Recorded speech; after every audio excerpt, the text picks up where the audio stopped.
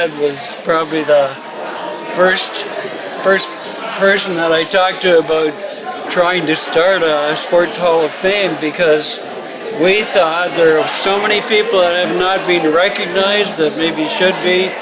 And so we went to the township and a few other people and had a meeting, and they took it to their council, and next thing you know, they granted us authority to start a Springwater Hall of Fame committee, and Larry Simpson was the first chairman, and he's done one heck of a job.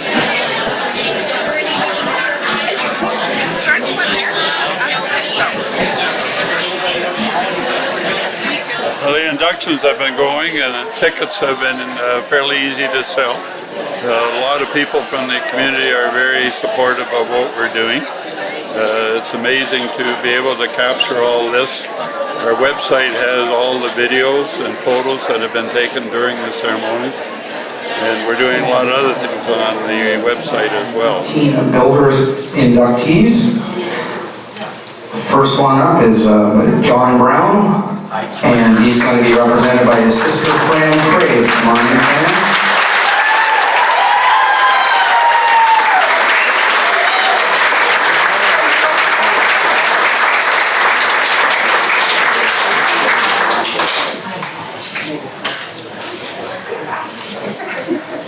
The next in the builders category is Harold McMaster, and Harold's son Joe is with him, I believe.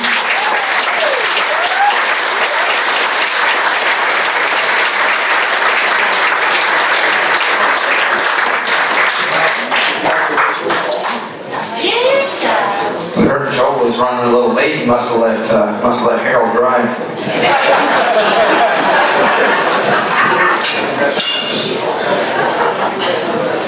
And last but not least in the builders category is Don Stoddard.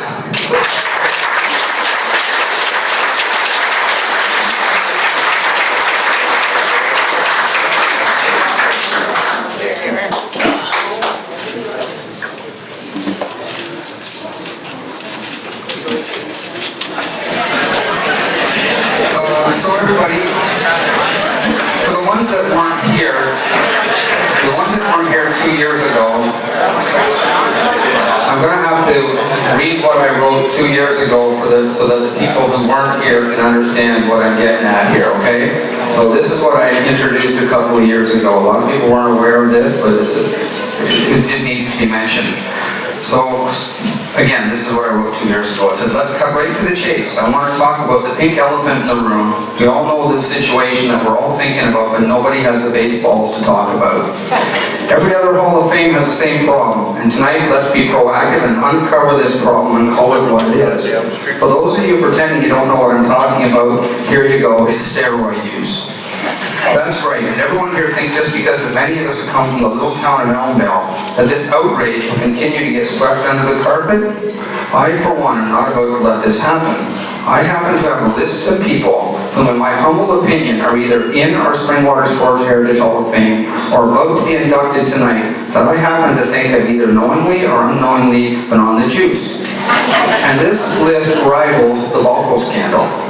These names all have a common denominator. Each of these individuals has an association with Peter Street in Elmdale. And this list is too large to dismiss. So here is a list of those people. This is from 2 years ago. Homer Barrett, who's got in again tonight, John Brown, Norm Crane, Rob Crane, Steve Crane, Bill Crawford, Dan Crawford, Ross Heacock, Dan McGinnis. My name's not supposed to be on it. I don't know why I read it. Bill Player, Grant Ritchie, Russ Ritchie, Stan Ritchie, Leland Rowett, Larry Simpson, Michelle Simpson-Lee, Dennis Turner, Gary Turner, Lou Turner, and Marlene Turner-Tinney.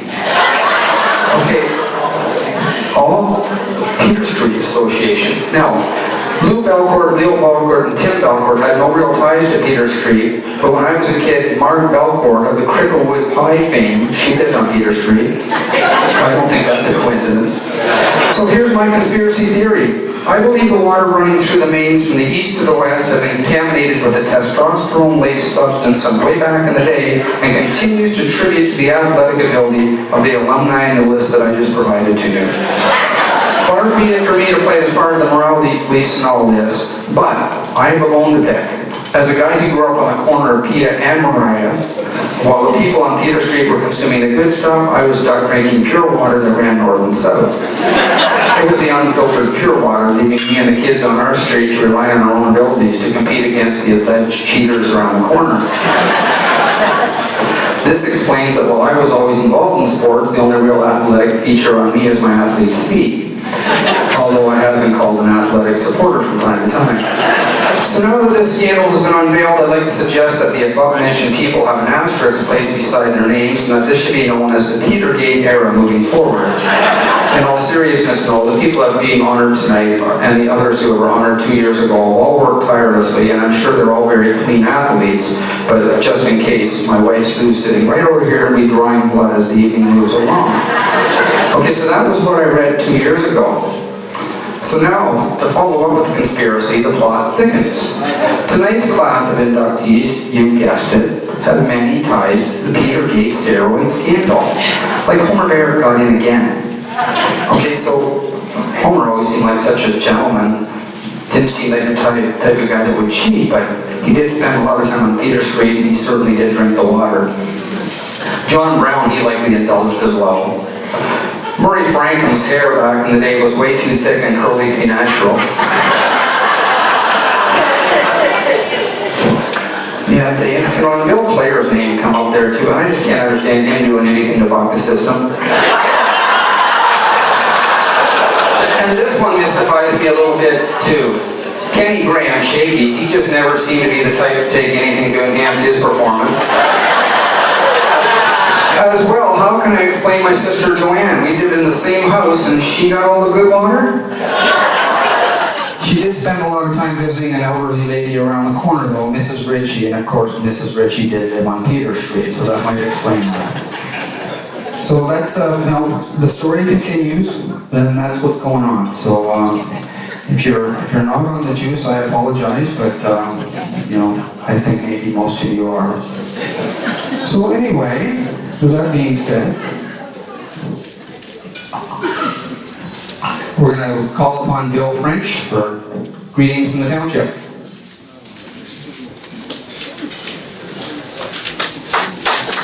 Thank you, Dan. I think first of all, a big round of applause for Dan. He's doing such a great job tonight. Thank you, Dan.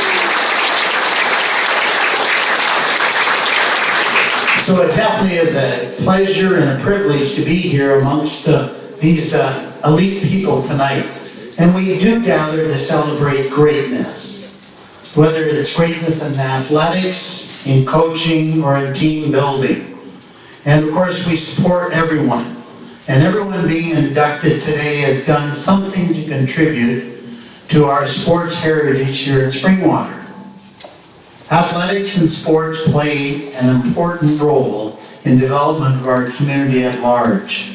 They bring people together, on Peter Street especially. They build identity and a sense of community. And they celebrate our strengths and build character. And I think we see a lot of characters around Springwater. So honoring the people who contribute to sports in our community is a very worthy and worthwhile cause, and it's great that we're all gathered here to do that tonight. And of course, we need to document and preserve and celebrate our history to ensure that it lives on for decades to come. So I'd like to take a moment to recognize the current board of the Springwater Sports Heritage Committee for all their hard work. And maybe they'd like to stand. Larry Simpson, Chair.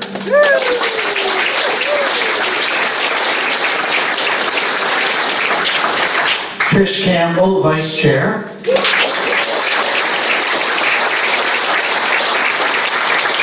And I'll name the rest of them. I just asked them all to stand and maybe we'll give an applause at the end.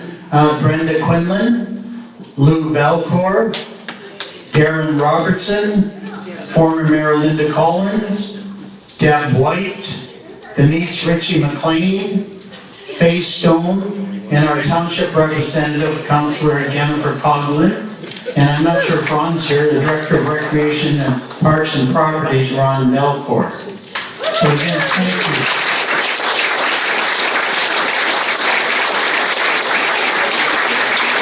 you. And of course, this committee is also working on building their historical archive. So if you have a piece of memorabilia, and I know this is mentioned every celebration, that would like to share with them, please contact someone on the board is mentioned, so they can continue to build the archive and mark our history. So congratulations to the board on your third induction ceremony, and to all of those being inducted tonight. Now I do want to recognize I recognized Councillor Jennifer Coughlin, but Deputy Mayor Allen is also here, and Councillor Austin is also here. So it's great to participate in this, so thank you. God bless you all, and enjoy the evening.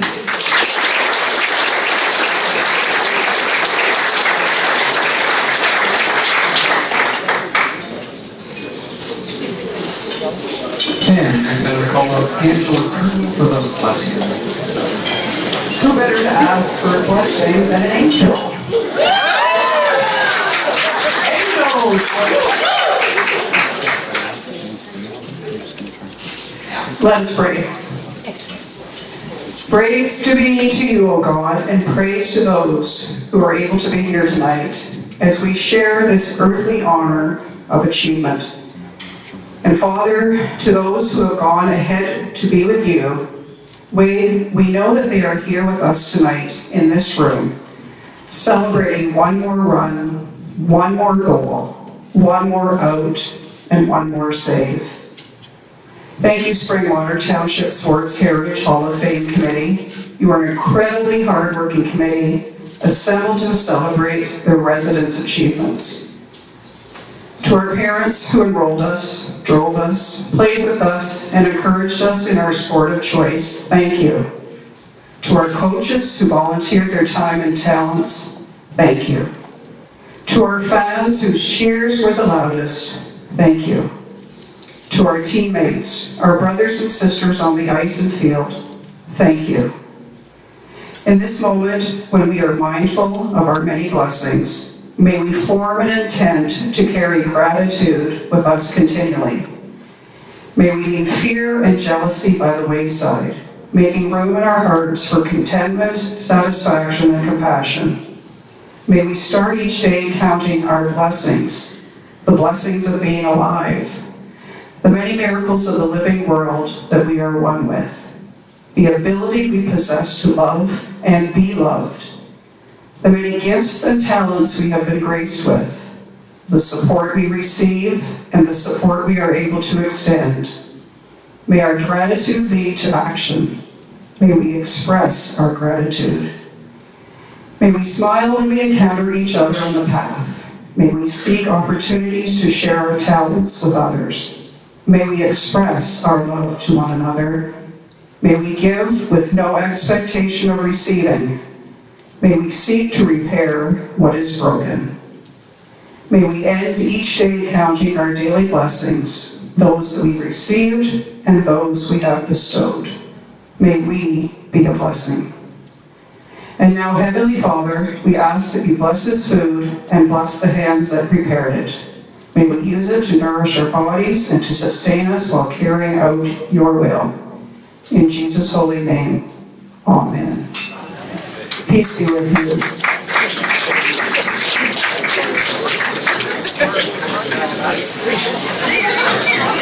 First inductee is Orman Homer Barrett. At age 12, this Elmville sporting icon began an amazing hockey career. After winning an OHA Junior C championship with Midland, Homer was an integral member of several intermediate winning teams.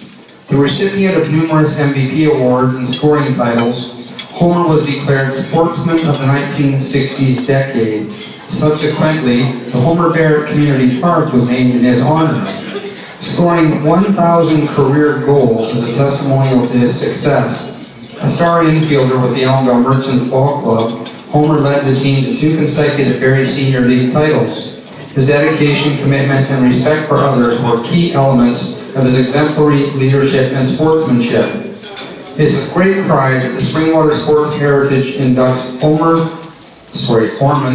who's always Homering, Barrett into the Springwater Sports Heritage Hall of Fame. Homer, being posthumously inducted, will be represented by his wife Doris Barrett and 2 sons, Kent and Sean Barrett. The presentation of the award and inductee pin will be made by Homer's nominator and Springwater Sports Heritage inductee Lou Belcourt. He was a sporting icon. You cannot mention sports in Elmville in my era anyway without mentioning the name of Homer Barrett. They were synonymous. Not only was he very skilled, no one showed more exemplary sportsmanship than Homer. As George Allen stated I read in one of George's sporting books that he wrote, youth would be well served to follow in his footsteps. And I think of all those youth playing on the hill and a new splash pad and hockey arena in the Homer Barrett Park would be a credit to their family, their community, if they could follow in Homer's footsteps. So I'm very honored, Doris and Kent and Sean, to present you with this well-deserved award. I think Springwater Hall of Fame got a little more complete and a little more prestigious than this. He rightfully takes his place among the icons that are already in there. So please accept this.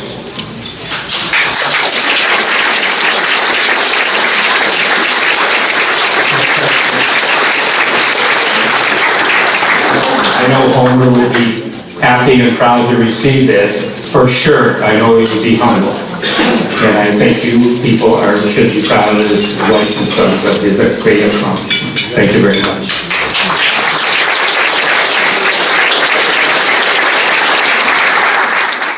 Son. And as anyone in this room who played sports with me on a team or like Lou coached me, I am living proof that great sports ability skips a generation.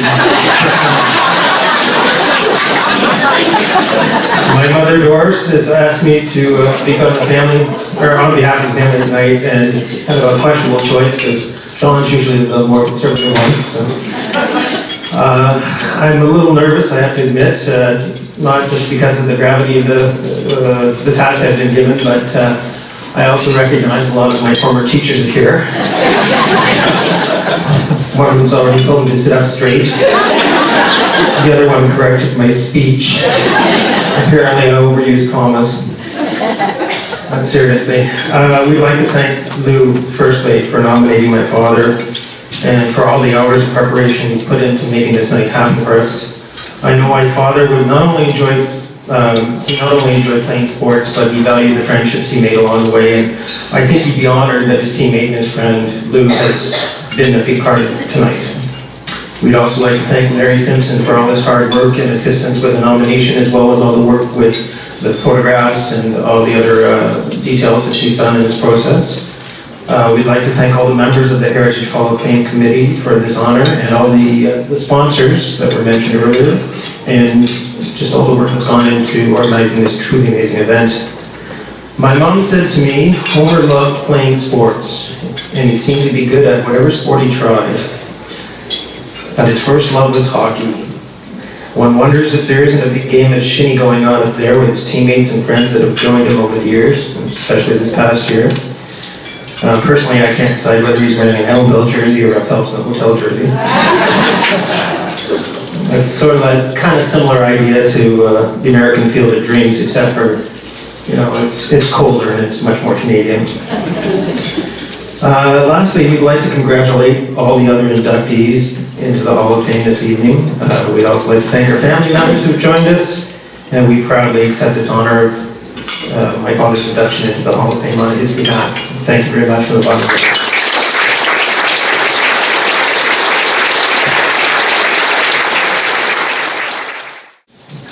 The next athlete to be inducted this evening is Frankie Edgecombe. Frankie excelled as a multi-sports athlete in hockey, ball hockey, and volleyball. From public school through university, he achieved extraordinary athletic and scholastic success and was recognized by his peers and educationalists for his exceptional sportsmanship and inspirational leadership. At each level in each sport, he attained success, including provincial and silver stick championships in hockey, numerous provincial triumphs, and a Canadian championship in volleyball, and a Team Canada ball hockey gold medal. He accumulated a multiplicity of personal awards, including OCAA Volleyball MVP, Academic and Athletic Achievement Award, Athlete of the Year, Frequent All-Star, CCAA First Team All-Star Championship MVP, Male Athlete of the Year across all sports. It's with great pride that Springwater Sports Heritage inducts Frankie Edgecombe into the Springwater Sports Heritage Hall of Fame. Frankie will be represented by his two aunts, Pauline Mulder and Carol McMahon. The presentation of the award and the inductee pin will be made by Pauline, and the response will be from Carol. Would Pauline and Carol please proceed onto the stage?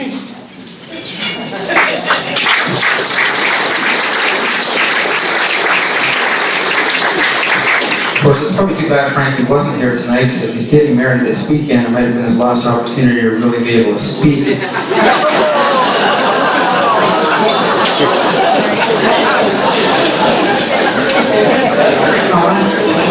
Thanks, Dan.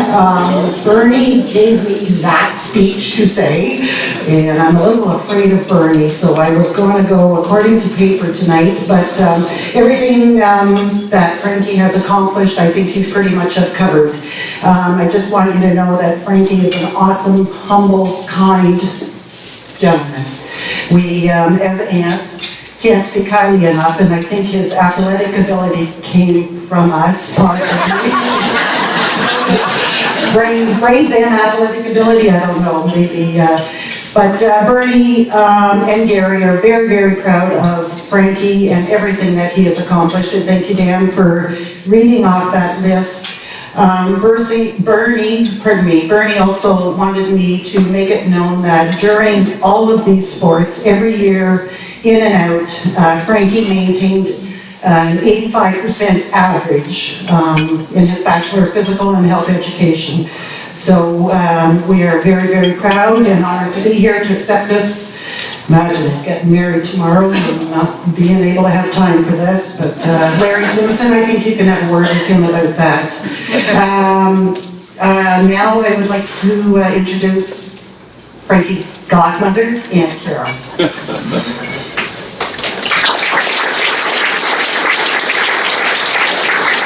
Thank you very much. These are Frankie's words that he had asked me to read to you tonight.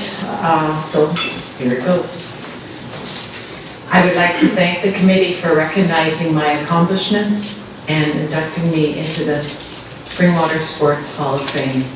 I'm very honored to be joining such a historic Hall of Fame with such great company. Born and raised in Elmdale, now living in Barrie, I will always have and continue to create strong ties to the community. Sports has taught me many life lessons along the way. Teamwork, communication, and hard work are just a few of the skills that I have come to understand are very important, not only in sports, but in life in general. I will make it a goal of mine to stay involved in the sports community and support athletes of upcoming generations. It is unfortunate that I could not be in attendance at the ceremony tonight. After all, it is my wedding weekend, and I should probably be in attendance at that one. Thank you again to everyone involved in the induction process, including my parents, who seem to have been relentless in nominating me ever since my competitive career was coming to an end. I am very appreciative and very honored to be receiving this award tonight. Thank you, Frankie Edgecombe.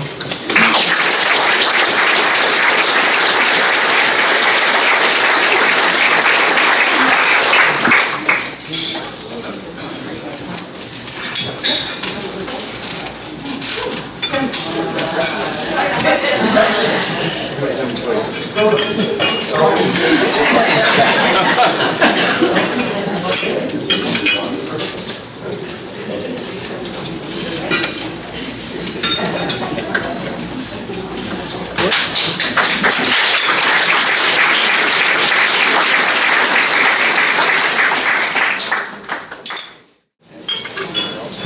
next inductee is Tom Van Ander. This one's a personal relationship of ours. Back in the day, Tom used to, I don't know how his parents didn't even know where he was, but he used to hang out with us rednecks, and we ended up all over the countryside, going to different hockey games, and we ended up in Buffalo one night, but we had some awesome times, and Tom deserves all the accolades he can receive tonight. Throughout his successful hockey career, Tom exhibited exceptional athleticism and team play.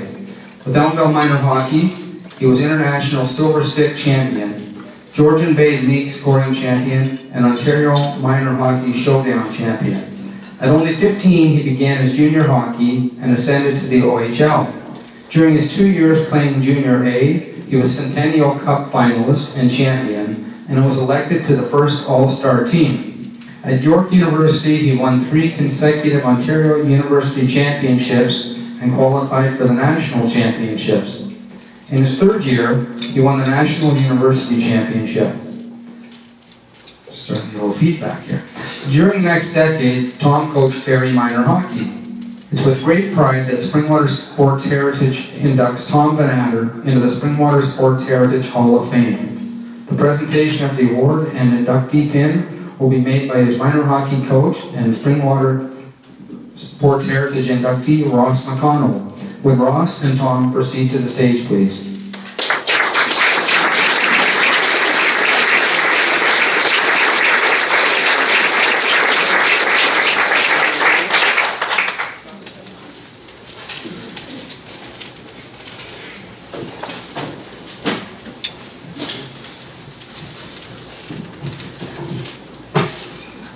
As Dan had mentioned, I coached Tom in minor hockey as well in minor softball. And the things that come to mind regarding Tom's athletic ability and his prowess of winning championships, I like to refer to as the 3 Ds. And that's desire, dedication, and determination. Tom exemplified these characteristics every time he hit the ice or on the ball field. I'd also like to recognize his parents, Don and Jean Van Ander, and without their support, I'm sure Tom would agree that he would not have accomplished the things he did without their support. So congratulations to Don and Jean as well.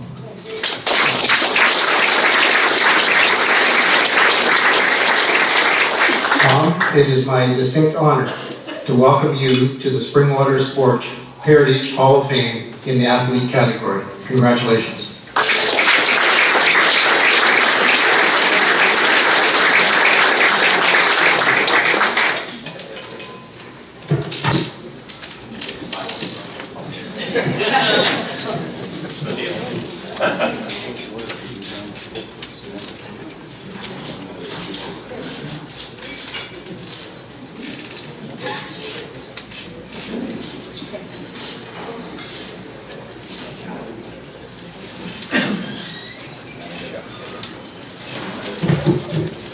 Those were Cooperalls, I saw that old picture.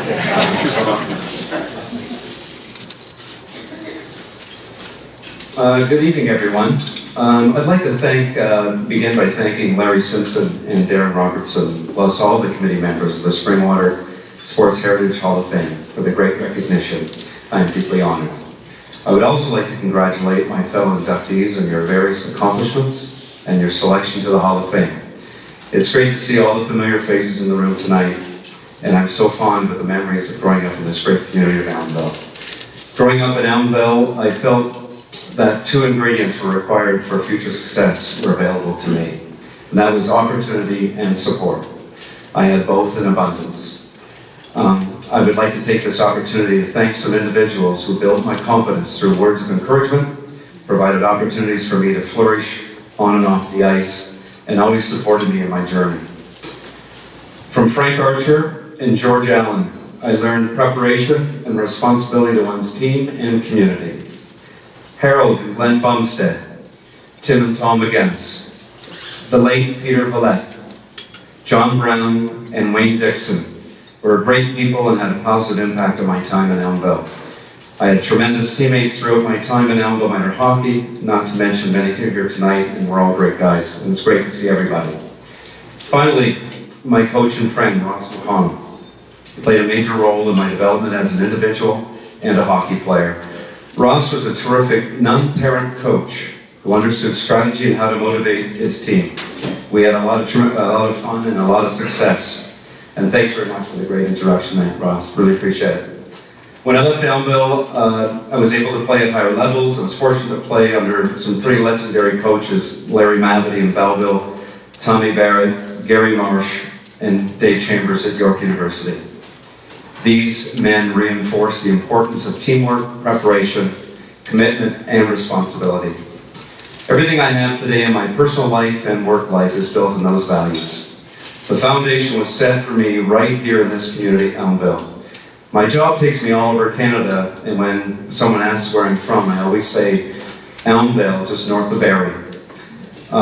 My family are here tonight, and thank you, Roz, for mentioning my parents. I'll just introduce my family just quickly. I have my nephew, Ryan, and his wife, Jenna, here tonight. And Andrew and Ryan from Guelph University. My son, Wesley, is here, and he's in from Guelph University. And Luke, my oldest boy, graduated from Western. He's here tonight. My wife, Debbie. We are 25 years married this year coming up. And Debbie's mom, Robin, is here. And obviously my parents, I'll start with my dad. And just so you know, my dad's birthday is tomorrow. My dad is 89 tomorrow. September 15th. Yeah, as Ross said, I was very fortunate. My dad taught me to take risks in life, and that overcoming obstacles was necessary to reach my goals. It was so true. I've done so much, and I've seen so much in this life. My mother taught me to be competitive and always to try my best. My parents are a great team. This December, they'll celebrate their 65th wedding anniversary. So a good combination. I am grateful for the time they spent with me, the confidence they had in me, and especially for giving me the power to choose my path at a young age. In closing, I just want to reiterate how fondly I remember my years in Elmville and how important the people here to my development as a person, as an athlete, how deeply humbled I am with this inclusion into the Hall of Fame. Thank you very much.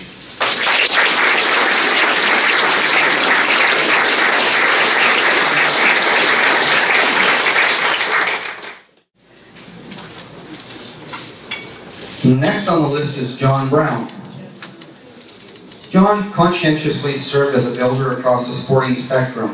His affection of all facets of athletics and compassion for others was evident in all his endeavors. Beyond his personal athletic pursuits, John became a referee, coach, sponsor, and administrator.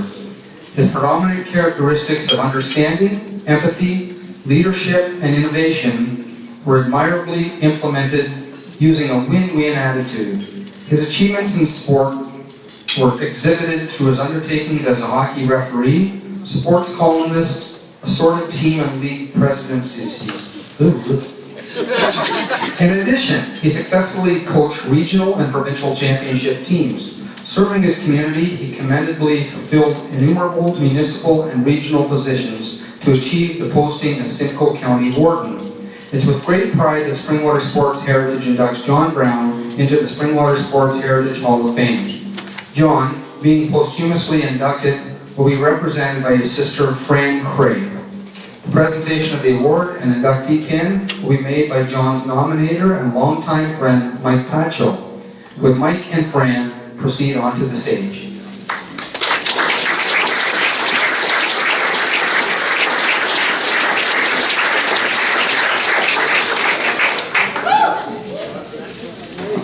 I'll read one of Joanne's fun facts about Brownie, actually. Brownie wore number 21 when he coached the Angels, and did anybody know why he wore number 21, except for the Angels? Radar, you might know. His favorite player was Bobby Bond, who wore number 21. That's why Brownie wore number 21. So there you go, now you know. Somebody asks from now on.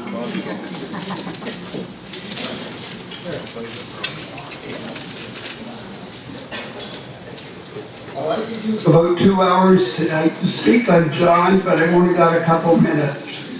But I just want to tell you, it's been a real honor to have the chance to nominate John for the Springwater Sports Heritage Hall of Fame. You know, I just start thinking of things as the evening goes on, and I think about John about the last few months. And I think of when our time on the earth ends, and we got to ask ourselves, are there two things we could have done? Could we help somebody and could we do the right thing? And I think John did the right thing and he helped somebody. He loved his community. He loved coaching. He loved being in the administration of the teams and leagues. And he loved being a sponsor. I remember John for organization and dedication. He knew what to do and how to do it. And he was dedicated to everything he did in sports. And he was dead loyal to his friends. I think about the Angels and the 45 ladies he coached on that team, and then the Mets that he coached, and the people. His words and wisdom, just not affecting those 45 or 50 people. It's their families now that he's touched. And I think that's a good thing. I have one story about John. He liked being in the loop. He wanted to be where the action is. So it was the last game of the 1969 Toronto Maple Leaf Boston Bruins playoffs. And that's the series where Pat Quinn flattened Bobby Orr. So it's the fourth game, they lost, the Leafs lost. And Peter Vollett, Kerry Barber, and I were with John. And I think we were in the blue seats. At the end of the game, John disappears. We're up there waiting for him. And he comes back in a few minutes and he tells us, "Punch Mark's been fired." And we said, "Oh, no. Well, sure enough, John had been down to the dressing room and he heard it. And he knew the news within 5 minutes of the game ending. So, and one more story, I wasn't with him for this. The 1970 Grey Cup game, he ended up in the Montreal Alouette locker room with Peter Vollett and he got Sonny Waite's t-shirt. So,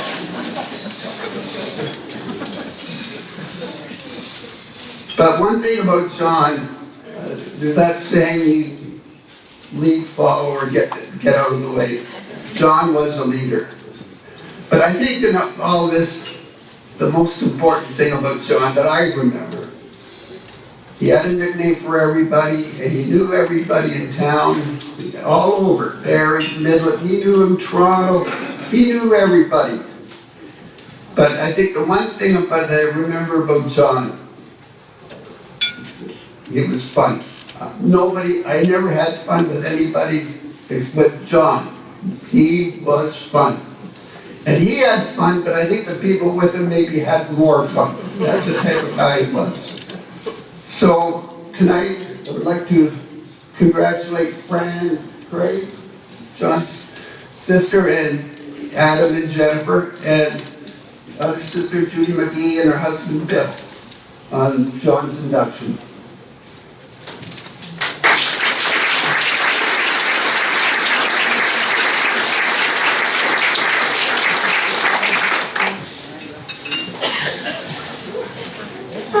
Wow, John used to do more public speaking than I did, so bear with me. Thank you so much, Mike, for those kind words. I'm honored to accept the Builder Award on behalf of my brother, John, who passed away September 1st, 2006, 12 years ago. Can you believe it? John would have been very pleased and humbled to know that his peers recognized his great contribution to sports in Allendale. First of all, on behalf of my family, let me thank the Springwater Heritage Sports Hall of Fame for bestowing this honor to him and to Mike Patrick, a lifelong friend, for thinking of him and nominating him. I would like to also recognize, which actually Mike just did, my family. I have my daughter, Jennifer, my son, Adam, my sister, Judy, and her husband, Bill, here, and and also my friend Barb. I've been away from Elmville for over 40 years, and while I still come to visit several times a year, it is wonderful this evening to see so many people that I know, and none of us have aged a bit. I was not very involved in the things that John was busy doing, as evidenced by the fact that at his funeral, numerous people mentioned to me that they didn't even know he had a sister. Best kept secret now, Belle. Sports and John are synonymous. I found a story actually written by George Allen about John. It reads, John started his formal sports career at age 5.5 when he begged his parents to let him call Cecil French for permission to join the Little NHL organization. The hockey organization in Elmville at that time was affiliated with the Little NHL, in much the same way as it is now part of the OMHA. Boys usually waited until the age of 6 to join, but John was impatient to get his hockey career started. Cecil listened to his pleas of this enthusiastic lad and then produced a pledge card that every player was required to sign. It required the player to promise to work hard at school, be a sportsman on the ice, model gentlemanly conduct off the ice, and represent the community with dignity while visiting other communities. John embodied and lived these thoughts his whole life. After John got off the phone with Cecil, he knew that his career was launched. He had the support of his parents and the guidance of some very excellent coaches and managers. I think the pledges on the card have as much relevance today as they had back then. And so, from a very early age, I remember going with my parents, Ernie and Winnie Brown, to watch John play baseball and hockey. We were his greatest supporters. He liked baseball, but I think he liked hockey more. He was involved in every facet of these games, whether it be a player, a referee, a coach, or the administrative end of things. He served on many committees and worked tirelessly to ensure that Elmville had a sports and recreation program that they could be proud of. It didn't matter what project John took on, he did it to the best of his ability. He had a warm and genuine sense of humor. He was very much a people person and had a real knack of being able to remember the names of everyone he met. He had the ability to talk to anyone about anything and to be able to talk to you and to be able to talk you into doing something you didn't even know you wanted to do. He was especially good at talking himself out of trouble. On more than one occasion, he was supposed to have been working at our parents' store or delivering orders when he was in fact down at the pool hall shooting a breeze with anyone who would talk to him. When he would return to the store, our mother would give him a proper heck, and the next thing he knew, he had the conversation turned around and he was out of trouble. John was a born leader and loved to organize and plan trips, excursions, and events that he could share with his friends. He enjoyed always being busy, as evidenced by the fact that he was very involved in politics, sports, and running a retail business in Elmville, and doing all of them very well. The monument at John's grave site reads, "I will remember you. Will you remember me?" Thanks to all of you, he has his wish. He is being remembered in the best way possible for his contribution to sports in Elmville, a town that he so loved. Thank you.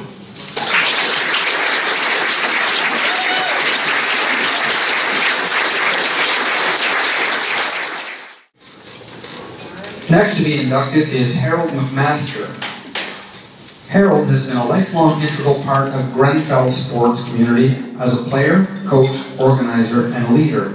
For over a quarter century, he molded best pro fastball teams into numerous league championships, competed in successful provincial OASA playdowns, and the 1982 team became provincial finalists.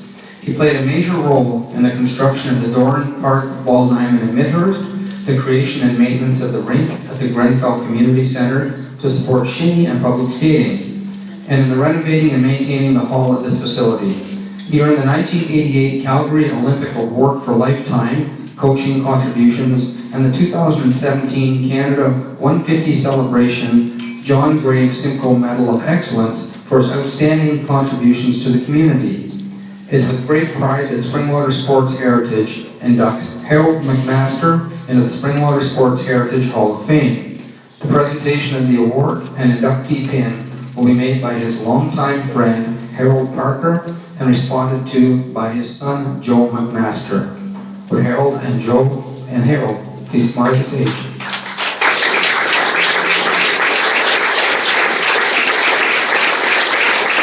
Thank you. I had the opportunity, and Ann McMaster called me 30 weeks ago and asked me if I would help induct her husband Harold into the Springwater Township Sports Hall of Fame as a builder. And I'm very honored to do that. Because I have known Harold for, I won't tell you how long, but most of my adult life, and you can see that's quite a while. But Harold and I, over the course of time, have sat on numerous municipal committees. We have sat on, worked on various community projects, and we discovered we had a lot in common. We had various similar likes and dislikes. One of the things we started out relatively early in life doing was playing ball. Softball, I don't know where they got the word soft, but it isn't necessarily that soft. It's just larger than the rest. I have a finger to testify to that. But Harold used to play for Grenfell. He used to play first base. I used to play for Minnesota, and I played first base. And when you're playing for a team, you know all your team members, but you don't necessarily know all of the team members on the opposition side. And in particular, you don't necessarily know the fans in the crowd. And this is just a story to make a point. But after a few games, you get to recognize the tone of the voice that's very close to first base. And that's where Harold played. Unfortunately, I was able to pick up on a lot of the crowd chatter as well. They had the same tone, a lot of the same verbiage was used game after game. And it turned out it was Harold's wife, Ann. And she used to cheer quite aggressively for Grenfell when they did something. It didn't matter what they did, as long as she cheered for them anyway. She did not totally not cheer for Minnesota, but that was only when you got out or made an error. So, over time, there's a lot of leadership qualities that you go through osmosis or by example. And over time, I observed that when Harold would leave for a ball game, he didn't leave alone. He and Ann came together. And that, they started out at home as a team. And when they got to Grenfell or Minnesota or Angus or whoever they were playing against, they joined their team, so their team was larger. But it was still a team. And that chatter in the background, beside first base, you never know how much of an impression it makes for you, to you, and when it takes effect. But that business of teamwork and leading by example, that's the best form of leadership there is. Harold led by example, and Ann supported it. Harold led by his ability, and Ann by her enthusiasm. And they, through their example to their teammates and to their community, helped them inspire other young people to play the game, play it fairly, play it to the best of their ability. And to me, that's why it's such an honor to be able to stand here and help recognize Harold McMaster.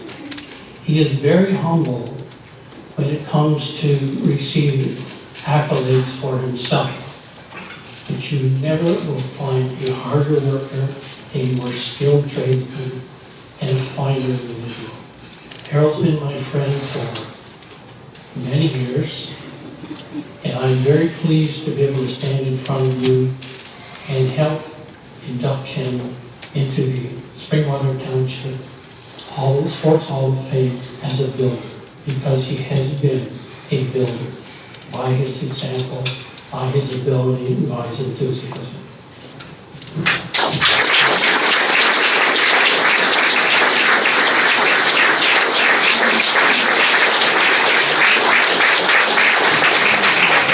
Members of the Springwater Sports Heritage Board, inductees from past years, this year's inductees, family and friends, ladies and gentlemen. It's with great pride that I'm here to speak on behalf of my father, Harold McMaster, on the occasion of his induction in the builder category into the Hall of Fame. It was several years ago it was several months ago that I ran into Mrs. Brenda Quinlan. And she's one of the Heritage Board members, and she grabbed me, and I think that's a pretty accurate characterization, and said, Joe, we need to get your dad into the Sports Hall of Fame. Now, I don't live in the area anymore, and I haven't for many years, so I was unaware of the hall. But she explained it to me, and she helped us through the process. And it is actually appropriate that Brenda was associated with this initiative because her father, Mr. Charlie Scott, was a teammate of Dad's and a coaching partner and a lifelong friend. So that was appropriate. So of the many people, deserve to be thanked this evening, but Brenda is first. Dad's contributions have been listed, and I know that he is humble to accept this recognition. Because I know, as I'm sure is the case for all the inductees, especially the builders, that they never did it for or expected any kind of particular recognition. They did it because they wanted to contribute to the community, and they had a passion for sports. That passion is revealed by the fact that they made time for sports. When my brothers and I, and my brother Dave is here tonight, when we were growing up, we were on the farm. And it was a farming community, and the work is never done, as anyone who's lived on a farm knows. But whenever there was game night, we went. And we went because, well, Dad was the coach, and maybe we'd have 9 guys or gals, and that'd be it. So we had to go. But Dad went for more than just that reason. He went because he loved sports, and because he felt it was important for young people. It was through sports that coaches like my dad taught us many things. And I mean a lot more than how to get the bunt down. It was through the efforts of all the coaches, umpires, league officials that we were able to develop that passion for sports ourselves and make some very great memories. It also taught us, maybe without even realizing it, that getting involved in your community and volunteering is the right thing to do. I'd like to thank Mr. Larry Simpson for all his assistance. I'd like to thank all the other members of the Springwater Sports Heritage Board and everyone who was responsible for this evening for making it happen. I'd like particularly to thank Mr. Harold Parker for agreeing to share the evening with us. Finally, I would like to thank the many people who worked with Dad over the many years, and there were many people with whom I'm sure he would like to share this recognition. Thank you.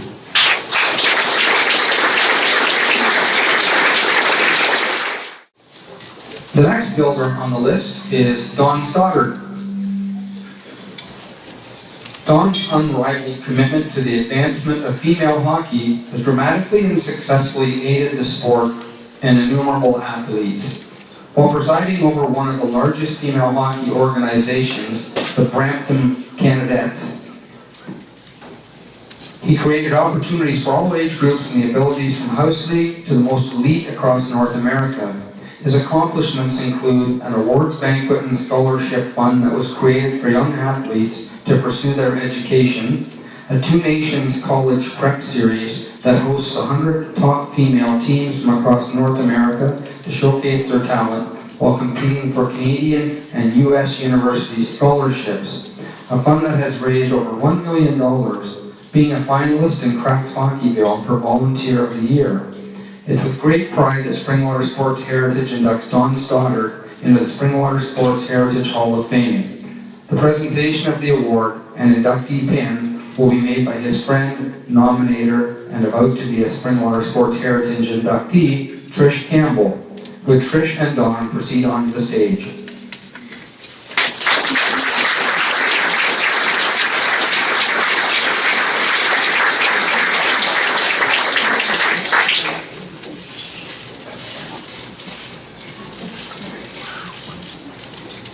Thanks, Dan. It's a bit of a family affair here tonight for the Downies and Robertsons because I have 3 uncles going in and a couple of cousins. So that's kind of fun for us, and the reason I mention that is because Don is pretty much like family. So I consider that Don to be a very good friend and also an extremely deserving builder inductee for the Springwater Sports Hall of Fame. Don spent countless hours and wore out so many vehicles you can't even imagine. Coaching, presiding, organizing, innovating, fundraising, and founding opportunities, all the while guiding and empowering a positive environment where female hockey players of all ages and abilities could flourish and succeed both on and off the ice.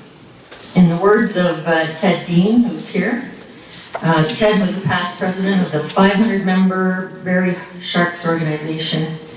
This is a quote. Don is the very definition of a builder, working tirelessly behind the scenes, helping other people achieve their goals and dreams. Don, you're a difference maker to the sport, and we're pleased tonight to recognize your many achievements with your induction in the builder category.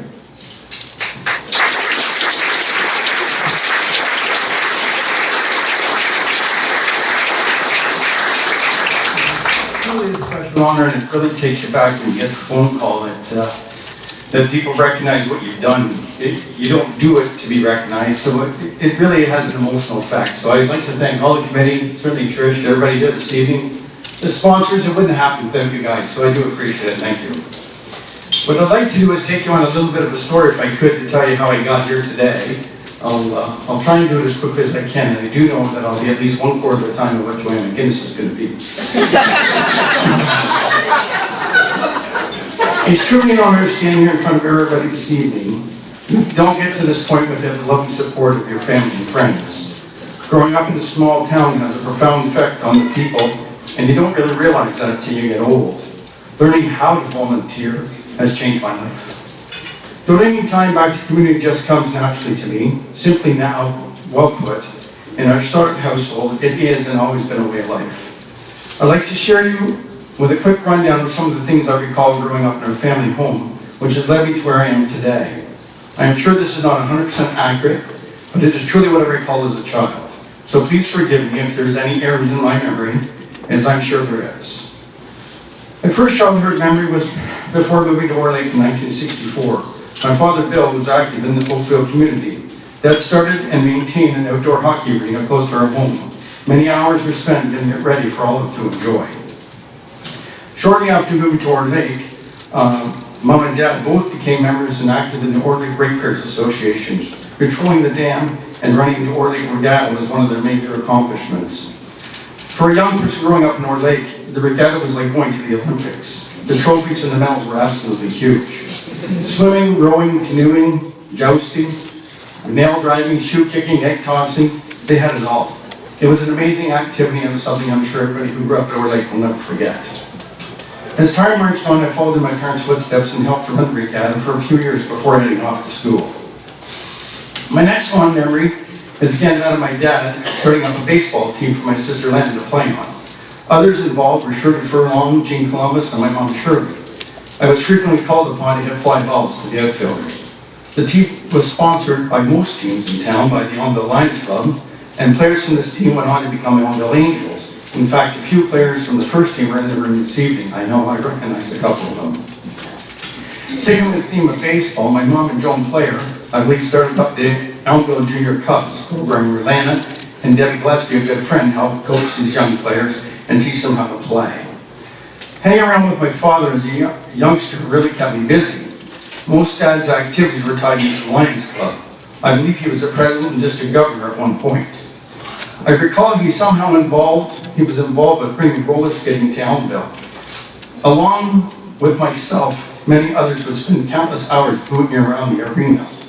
I was very proud to go to the arena, and I always wore my white pants, my orange top, and my seashell necklace. I really thought it was cool. After that came the tennis courts, I think the lights of the ballpark, and a host of other things tied back to our community. One summer I recall Dad and Larry Simpson decided that Elmville needed a lacrosse team, so they together started up an association, I believe. They had two teams, a junior and a senior team. I'm not sure how long it actually lasted, but I do know that I played on the junior team. Once summer was over and winter arrived, it did not mean we were to slow down. Dad was actively involved with Elmville minor hockey. I know he was a coach, and I believe he served on the board, possibly even the president at one point. He had involved with Timmy Tyke, Whipper Billy Watson, and went on to help something I called Little NHL, and it was confirmed that that actually existed at one point in time, I believe. By the time this is all completed, I was off to high school. To say I was a great student would honestly be a lie. I'm not even sure you could call me an average student. I did, though, on many occasions, hear people referring to me as being special. So, being special, I put together a special plan. My plan was to play every sport and activity that my teachers donated their time to. My hope was that if they liked me, they wouldn't fail me. Football, volleyball, basketball, gymnastics, badminton, and a few more other sports, along with a variety show, plus many musicals, were some of the activities. Can you imagine me in a musical? But whatever it took, I did it just so I could get a pass. I do recall Barb Brinkman by chance dropped in this week, and Barb's pretty special. She comes on a little bit later, but we got reminiscing about what happened during the play and how we got involved and how I got involved in the play. But what's really comical is there was one time in English class, Gary Rivera, huge fan of Len and Kelly, absolutely loved them. For some reason, I just didn't fit, maybe because I was special. But I got booted out of his class and sent up to the principal's office. So, on the way to the principal's office, and if you know the Elmville School, it's not that far, you have to be very creative with what you're going to say when you get in there when you report. So at that time, Mr. Roberts was the principal, and he came to the front, and I said I was sent to the office to see Mr. Roberts. He came up, and I said, Mr. Roberts, Mr. Navarre says I really need to practice for my solo. So when Len, instead of going to English class, we practiced singing in the room. I'm not sure if you ever found out that I got kicked out of English class, but if you know that I did to practice that solo for that hour. When it's all said and done, it was a good plan. I made it through the system. During that time, there was one special teacher, as I mentioned earlier, Barb Brinkman, who gave me a real opportunity. Barb allowed me to help coach the girls' junior volleyball team. This became a real passion for me. If I'm not mistaken, Angie Curtin, I think, was on that team, and possibly my sister Kelly. I learned that you can have a major impact on people's lives if you just believe in them a little more than they believe in themselves. Now it was time to head off to college. Apparently this is where special people go. I knew the plan worked in high school, so I stuck with the same plan when it went time to go to college. I was a convener of a mixed baseball league and did some umpiring at the same time. When I was there, I found a beautiful young lady that could run like the wind, catch a ball like no other, but could not hit herself out of a wet paper bag. I recall teasing her all season long, but was never brave enough to ask her if this beautiful person out to take. From there, I went on to run another event, the Loyalist College in Belleville and Sir Sanford Fleming College in Peterborough, where I attended. It was a day full of games and activities and a little healthy competition between two schools to have some fun. As fate would have it, but who should appear but the beautiful lady from the baseball field. I took right up where I left off and continued to tease her throughout the event. The only difference is, by the time this event was over, I did manage to ask her on a date. It was on our second date that I asked her to marry me. She was not a quick yes. But I did manage to close the deal. And it's been the last 37 years that I spent with my private deputy.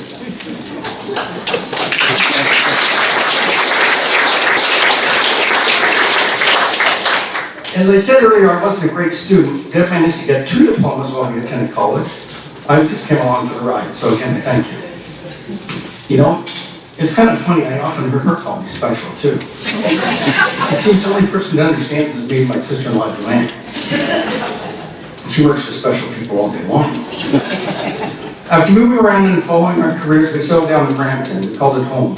Our kids came along, and soon after, they were actively involved, Rainey with horses and Brooke with hockey. Rainey was passionate and led her to become a large animal veterinarian, and she continues to work, ride, and volunteer time for young riders and horses. That's to Rainey. Brooke followed her dream all the way to the NCAA Division I RIT Tigers, where they won 2 conference championships and met her boyfriend, Grady. Brooke continues to volunteer and coach and mentor young ladies in Barrie. Deborah Brooke also are avid CrossFit people and helped to coach fellow athletes at the gym and are now getting their certifications. In 2004, our family decided to move back home to Orlake. It was a big decision. My office was in Brampton. Brooke was committed to finishing her career with her friends playing hockey in Brampton. This meant huge sacrifices by my drive, about 70,000 kilometers a year in a car. And it was a true reality, and thank you very much for that. Moving home meant Elmville was our community, and I wanted to get back here as well. I had little time to spare, but my brother-in-law Jeff Archer and sister Kelly both were active in Elmville minor hockey, one coaching and one managing. Jeff was kind enough to let me get involved, and I helped with some local coaching. We had some success, which was a great fun for the players, and I truly enjoyed my time on the bench together with Jeff. I believe some of those players are in the room. I saw Andrew, so he's in the room. Recently, I've been doing a little bit of coaching with Trish. Trish leads a great group of ladies to the baseball field every Tuesday. Throughout the summer, it's certainly been a lot of fun.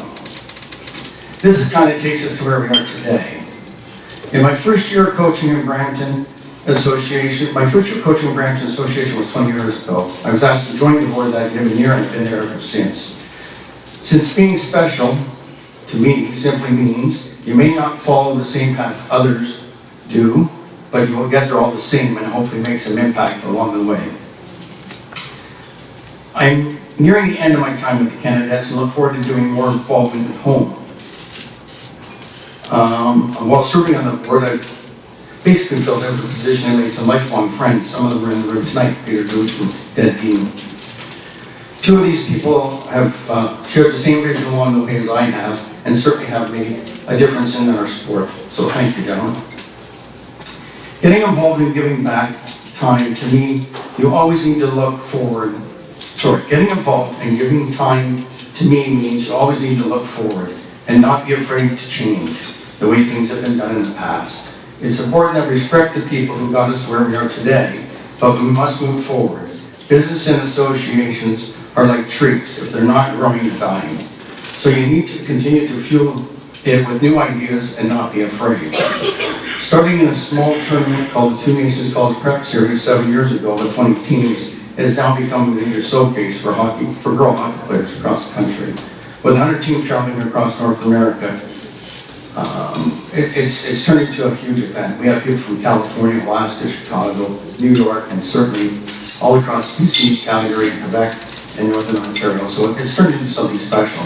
But what makes Pete and I most proud is that tournament was started for a reason, to try and give girls in our club the opportunity to go on to play post-secondary education hockey or getting scholarships. And so far we've been very successful in that time frame, placed over 60 kids, so that's really good. Out of those 60 kids, 5 of those kids actually came from Springwater, so there's a tie back into home. On top of that, we did the scholarship banquet, which is another special event. It's one of those things that you'll never understand unless you're there. We honor all of our people that play for our associations, from our officials to the players. We have scholarship awards that are handed out, not necessarily for your hockey ability, but your attitude toward what hockey means to you and certainly your education. You have to see it to believe it, and I think Ted can comment on that. In the end, I'd like to say that people who coach have a profound impact on the youth today. Pete, I, and Ted all went to a conference recently where the speaker told us about a story about his buddy who was a very avid coach and was all about winning. And the story was relatively simple. He took him out to a golf course, and 3 other people in the foursome were extremely good golfers. They were all maybe 1 handicaps, and his buddy that he brought along was not a bad golfer, but he shot probably in the mid-80s. So they get up to the first tee and they pull out all their clubs, and he says to his buddy, he says, "You won't need to hit here." And his buddy looks at him and goes, "Well, what do you mean?" He goes, "Oh, we won't need you here. It's okay, don't worry about it, leave your club in the back." So of course they go to the next hole, and same thing happens again. "You don't need your clubs here, we're good, our team's good, just come along, come for the ride, we're okay." By the time 9 holes is done, the guy's whistling at his ears, he's mad at heck. He's just losing it. His buddy goes, "What's wrong with you?" And he says, "All I want to do is play." And he said, "You know what? That's all the kids that you coach want to do too." So I remember that. I think it had a huge impact on Pete and I, and we really changed the way that our association went from that event. Getting involved empowers young people to believe in themselves. It gives them the trust and the confidence to push through their fears and find the courage that will set them free. Let them know that failure is the path to success and not the opposite of success. Thank you so much for this honor this evening. I'd like to accept this honor on behalf of all the Stoddard family and friends who gave back to the community over the years. Thank you very much.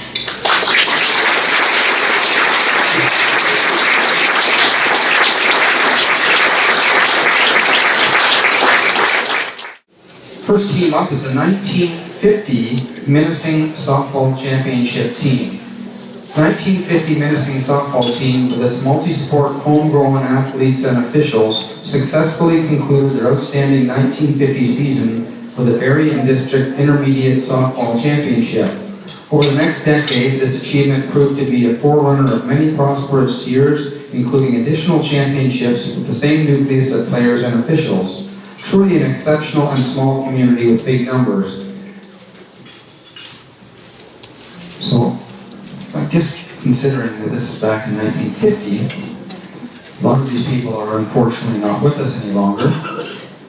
We have Alan Johnson and George Chappell. There's a Chapel or Chappell, sorry? Chapel, thank you. So Alan Johnson and George Chapel. Bill Adams, Glenn Adams, Harry Adams, Bob Armstrong, Wendell Downey, and Winston Downey, as well as Cecil Dick Rowe, are all receiving their award posthumously. Jane Adams will be representing Bill, Peter Adams for Glenn, Brad Adams for Harry. We have Doreen Armstrong coming up for Bob Armstrong, Mary Downey is coming up for Wendell, and Ross Downey is coming up for Winston. And we have Judy Coroner coming up for Cecil Dick Rowe. There were 4 other members that were not be represented tonight. That's Glenn Bealby, Ellsworth Crawford, Larry Durnford, Charlie Miles.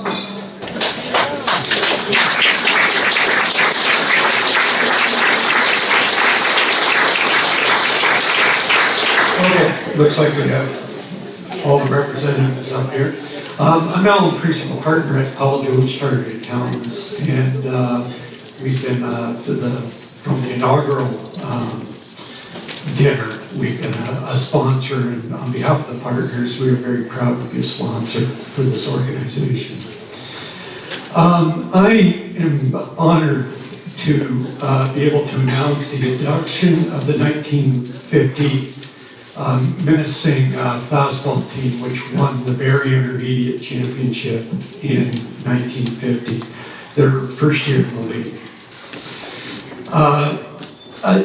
My material tonight comes thanks to Brad Adams. His dad, Harry Adams, a player on the team, kept amazing journals.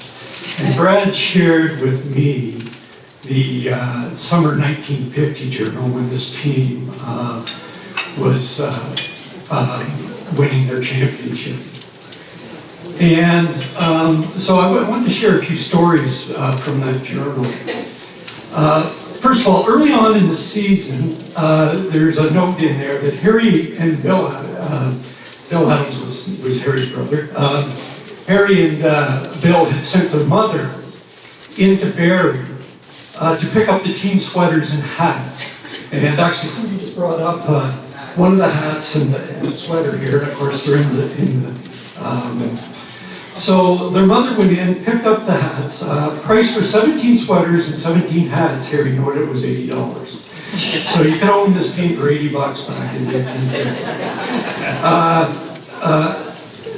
Apparently, during the semifinals of that summer's playoffs, they were watching, a number of them had gone into Barrie to watch the other teams in the semifinals.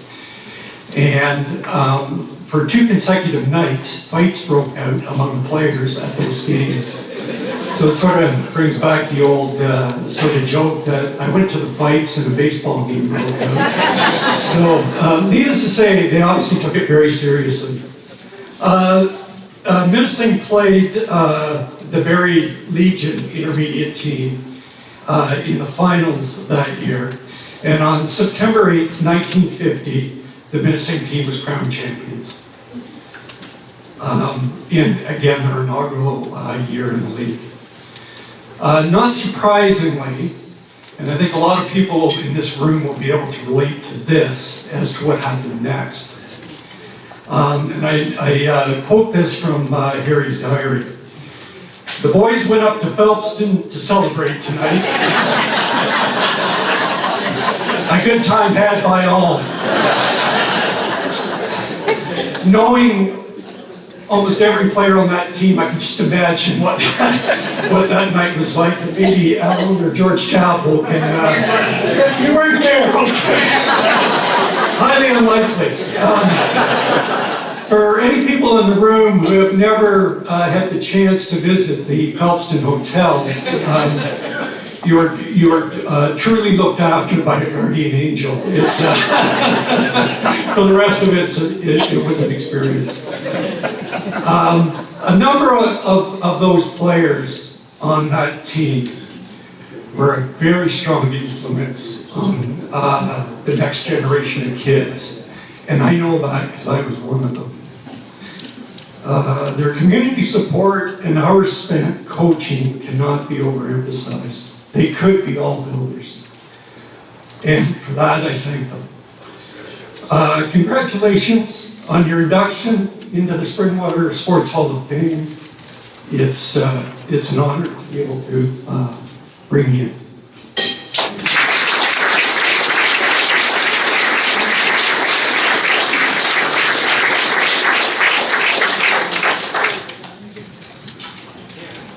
Mr. Chairman, ladies and gentlemen, it's indeed an honor to thank those who had the menacing softball team of 1950 inducted into the Springwater Sports Heritage Hall of Fame. At this induction, George Chapel and I are the only two players still living. But we have with us on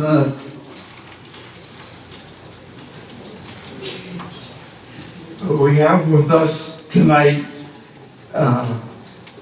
people who are dear and close to the members of that team who are not here.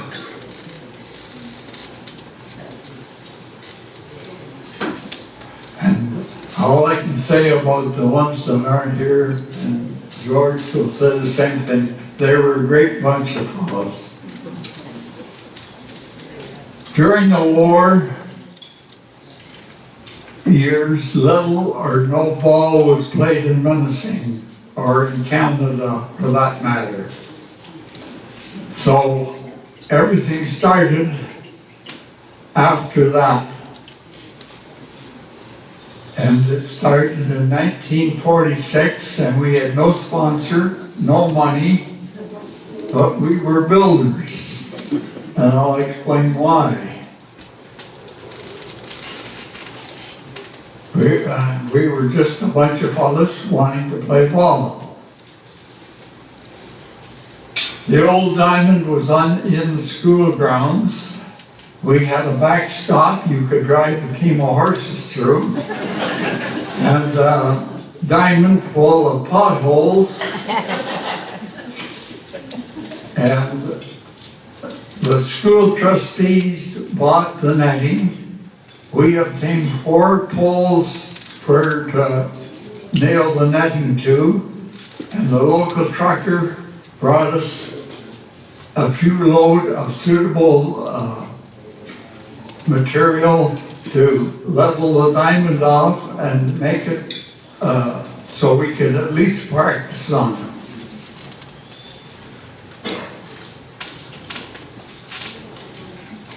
And everybody, they didn't pick up a bat, they picked up a shovel and they picked up a rake.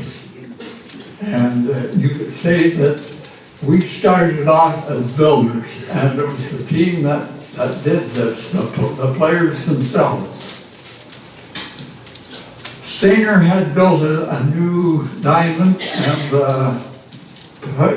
put in lights and wanted to start a league.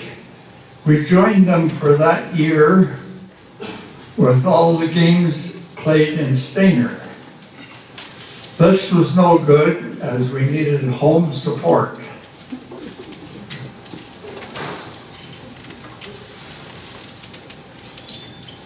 The next year, we joined a league in Barrie. There was a Camp Borden team, and I believe the rest of a Midhurst team, and the rest were from Barrie.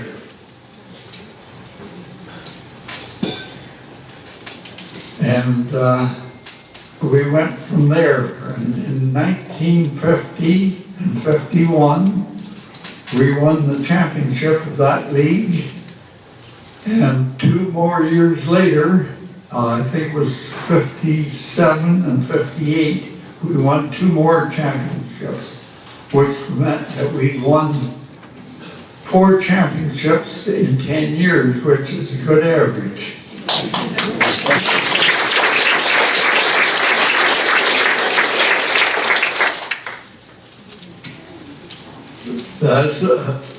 As the years went by, there was a gradual change in players. The older ones retired and new ones came along. And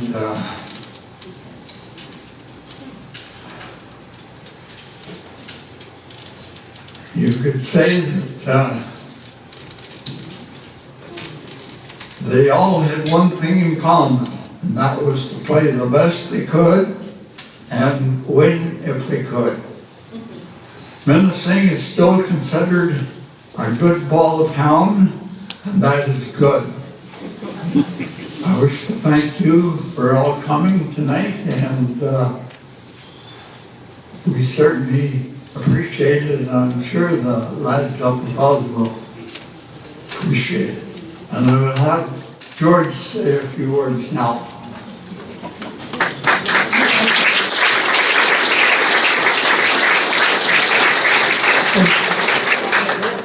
Yeah, thank you. Yeah, it was great growing up with Minnesota. Times were really different back then. Only 2 players wore gloves, the first baseman and the catcher. That's why Alan was the catcher. He had a glove, and when he hurt his leg, I took over catching. And I just want to share the times. Back then, I think it was the first inductee in the Sports Hall of Fame, Springwater. That was with Crawford. He was our coach. And I always remember, back then there wasn't many refrigerators, and they had a beef farm. About 20 farmers would join together, and each week they would contribute a young heifer.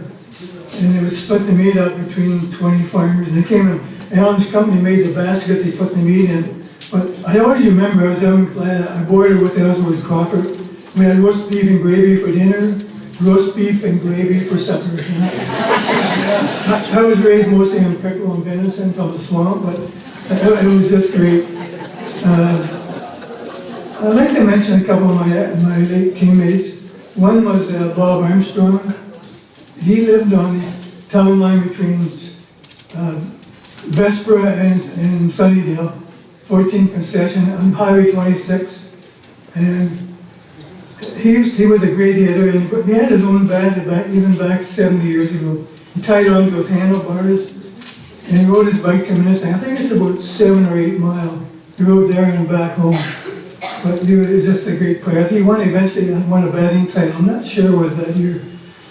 And the other chap is Dick Rowe, our pitcher. He just tells of the time. He was a great one on the CNR. And in those days, the train went from Allendale to Meaford. It went Allendale, Angus, Stainer, Collingwood, Thornbury, and Meaford, and turn around. In those days, most of the shipments came by train. There was caskets, chickens, and Dick, that was his job. He unloaded his warehouse, all the shipments into the sheds along the way. But the problem was he didn't get back. He left early in the morning. He didn't get back to Allendale until about 6:30 at night. And he had to put on his sweater, wherever it is. He put that on, and his hat, jump in his car, and head out to Minnesota. And most of you know, it's about a 20-minute drive, but the game started at 7 o'clock. We didn't have any lights. The games ended when the street lights came on. But the umpire said play ball, and And we'd be looking around, where's Dick, where's the picture? We had two big gate posts coming in off the street here. And sure enough, about 1 minute after 7, Dick would come up again. I thought it was about 30 miles an hour. And he would jump out of his car and run right to the mountain. Didn't have time to warm up. And away we would go. So I always think that was a great deal. It's a wonder he didn't have a heart attack. Yeah. Anyway, thanks very much.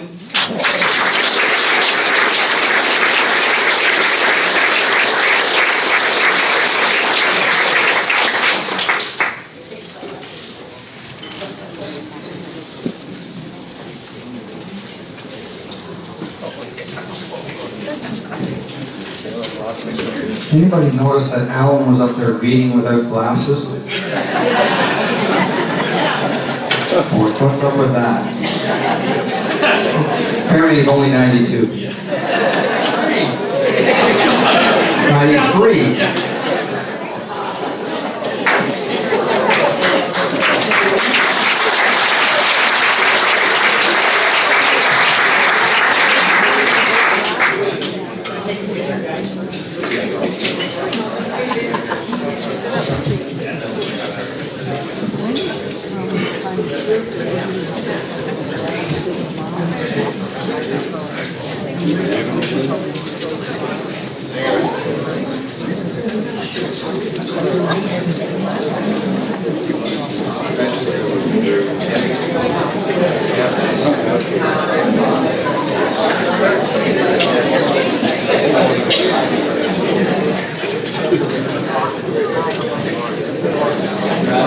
Mr. Chappell's got one short story to tell about Minnesota.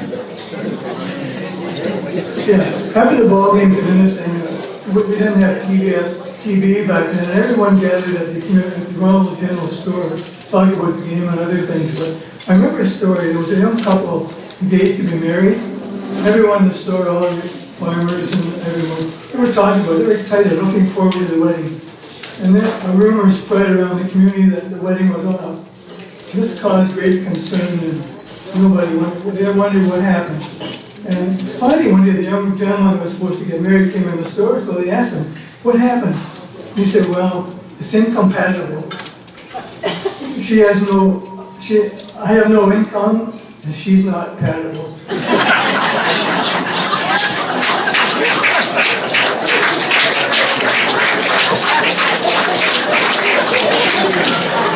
It just wasn't meant to be.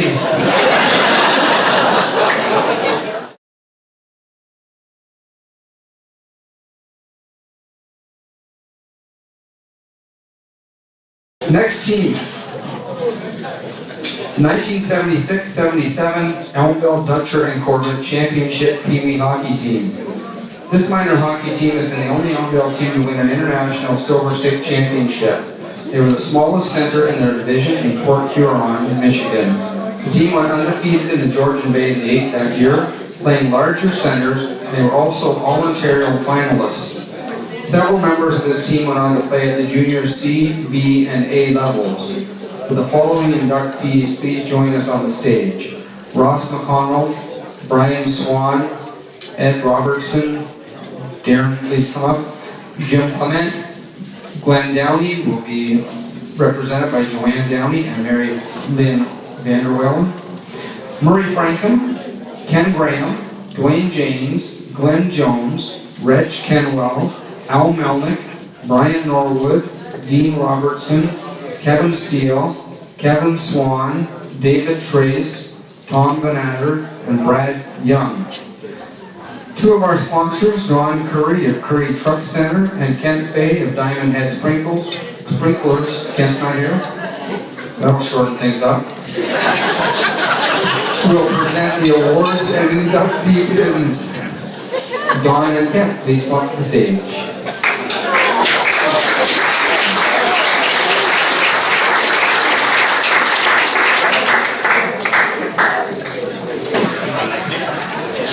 My name is Don Curry.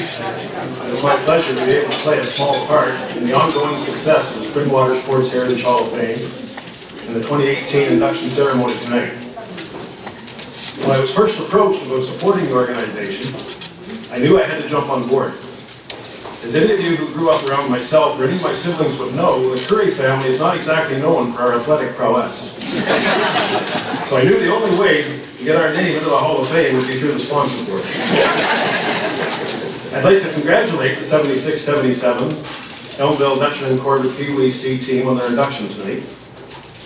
You're in a pretty elite crowd to be able to claim bragging rights to an undefeated regular season and go on to become the International Silver Stick Champions.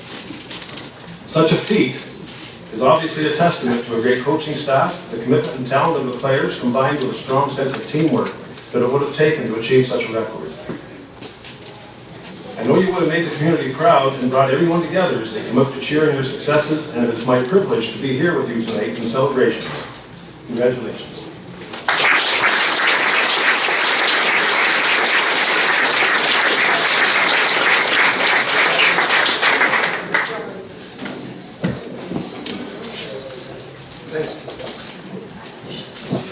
Thanks, Don.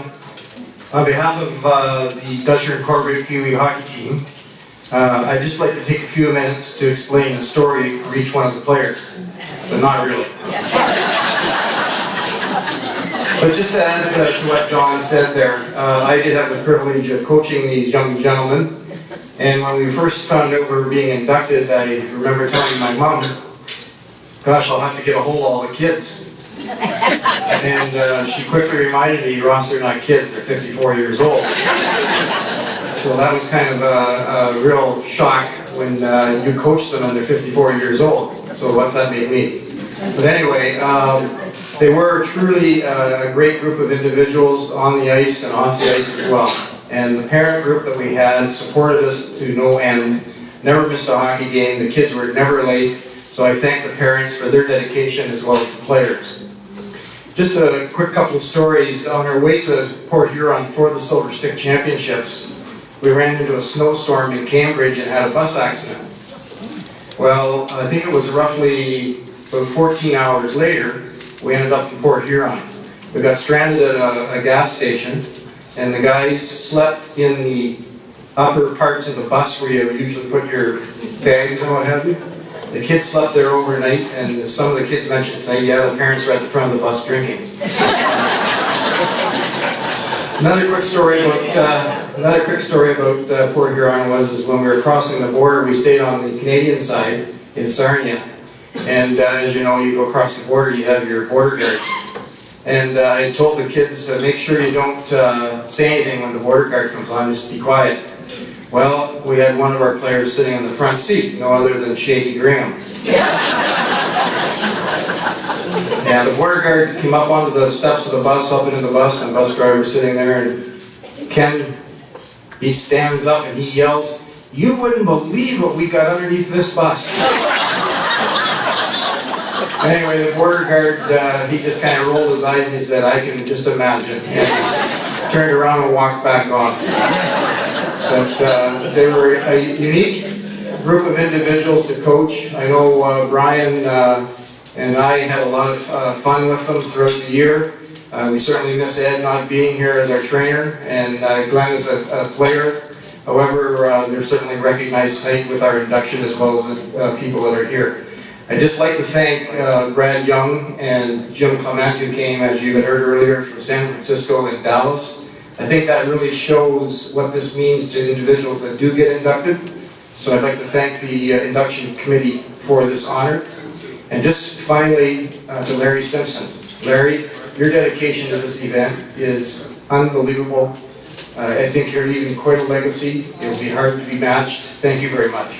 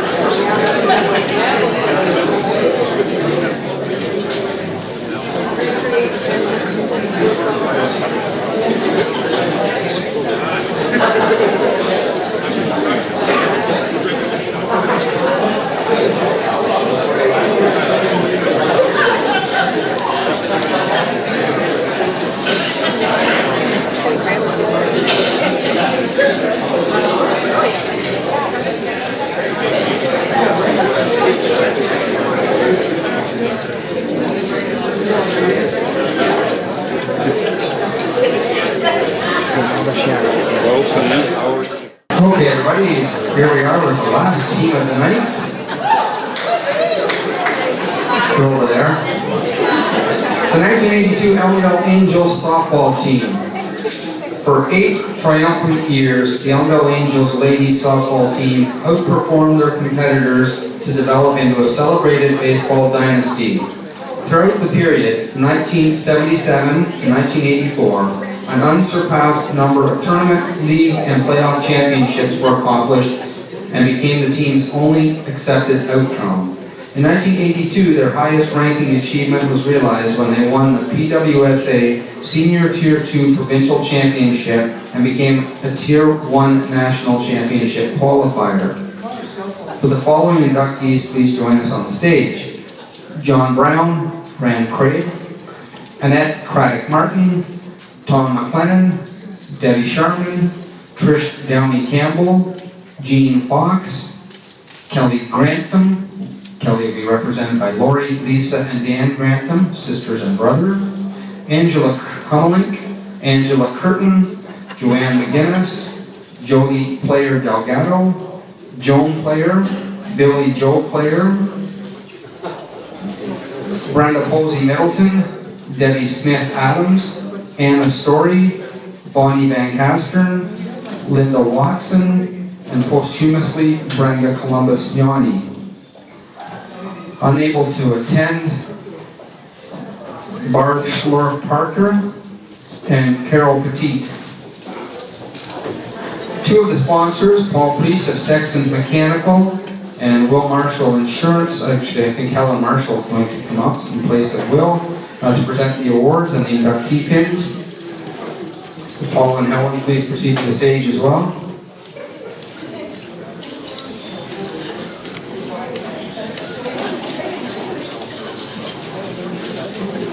You gotta understand how difficult it was growing up and trying to play baseball in Elmdale. You get together and a whole bunch of people and they pick for teams and your sister always got picked before you.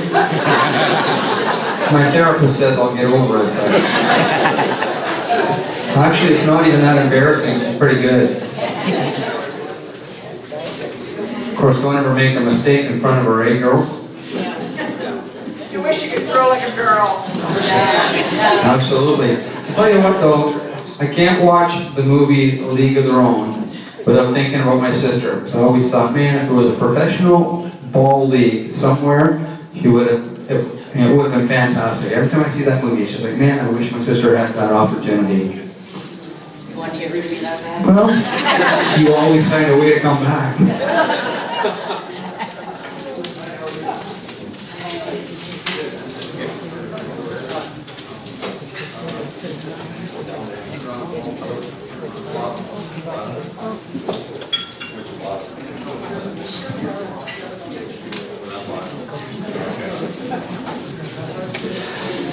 Anyway, I'm going to keep this a lot more brief than my long-winded brother. I'd like to congratulate all the inductees tonight. Great job and well-deserved. I know a lot of you people that went in tonight, and you really do appreciate it. I'd also like to thank Larry and his gang, Darren, for putting tonight on. As a sponsor, I can speak for Helen of the Marshall Insurance Group that it's nice to see our logos out and about at this event and at other venues throughout the year. It is very well done. Thank you. Now, we'd like to congratulate the Elmdale Angels not only on 1 year, 82, but on several great years. I remember as a kid, like I maybe was like, no, I was yeah, I know. You know, reading articles continuous in the Elmdale lands for 10 years straight. Oh, did she? Okay, yeah. But pictures and memories, and it was great. So on behalf of Marshall Insurance and Sexton's Mechanical, we would like to welcome you to the Springwater Heritage Hall of Fame.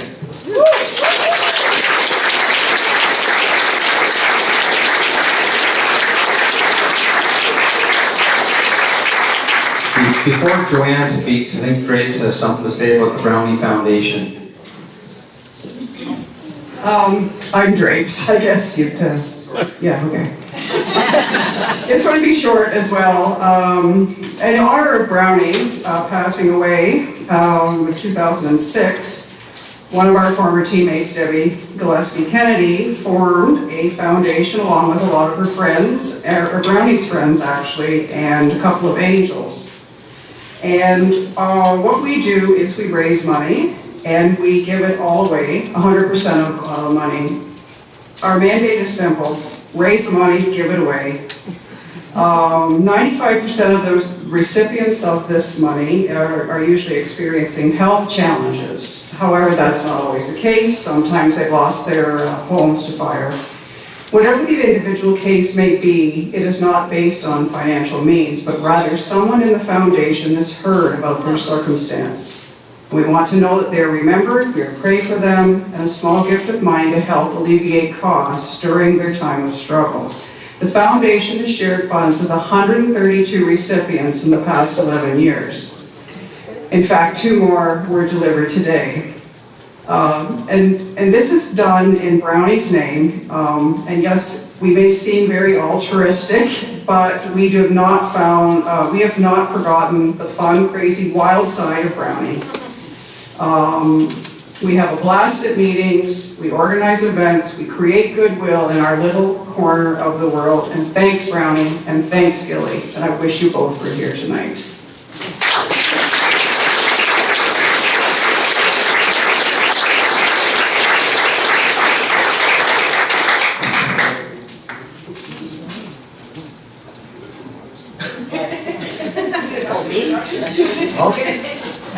Okay, good evening everyone. I'm going to get right to it because I have a lot of people to thank and I want to congratulate everyone that's already been inducted, so let's go. On behalf of the Angels, many thanks go out to Larry Simpson and the entire Springwater Sports Heritage Hall of Fame Committee. We appreciate the countless hours of planning and preparation that have gone into tonight's gala celebration. Next, I would like to thank our generous sponsors for making tonight possible: the Mark McGuire Trust, Curry Motors, Diamond Head Sprinklers, Powell Jones Chartered Accountants, Marshall Insurance Brokers, and Sexton's Mechanical. Good job.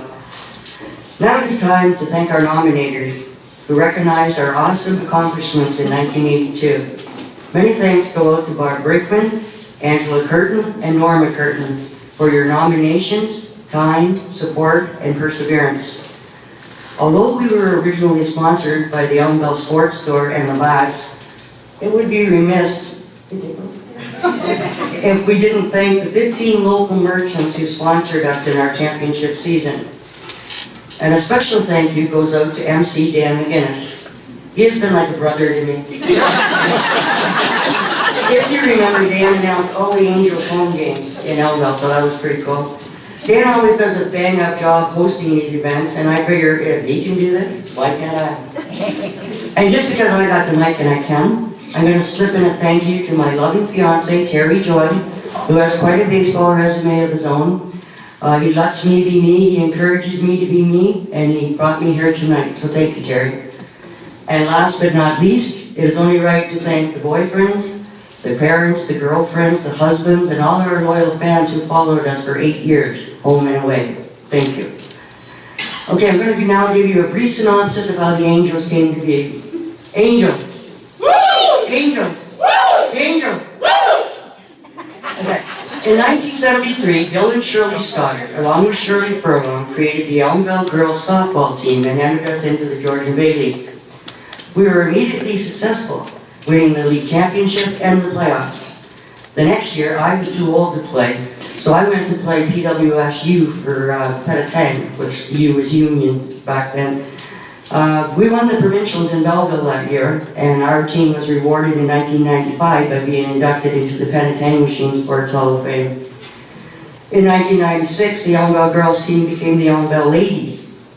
So I was able to rejoin my hometown team, which now had added Joan Player and Bernice Duckbill to the coaching staff. John Brown took over as head coach in 1977, and we played in the Georgian Bay League for the next 2 years, and made our first trip to the provincials in St. Mary's. Does anybody remember tipping over the outhouse on the 401 heading to St. Mary's with Joan Clare in it? Those were the days, my friends. In 1979, we entered the Barrie League, which consisted of 16 teams in 4 divisions. We were in the Elite A division from day one, tying for first in the league with Smitty's team and winning the playoffs. 1980 saw us win the league and the playoffs, and we finished either first or second in 5 tournaments. In 1981, we placed second in the league and the playoffs, but we won silver at the provincials, bumping us up into senior tier 2. Yeah, this team also has a couple of silvers that we don't talk about much because we were really only going for the gold. Okay, so that brings us to the 1982 championship Elmville Angels. First, I will acknowledge our angels in heaven who passed away much too young, starting with Coach John Brown. Brownie, as he was known, was called to heaven in 2006 at 59 years of age. He wasn't always right, he wasn't always fair. In every story that I tell, his name is always there. Congratulations, John, on your 2 inductions tonight. You are truly deserving.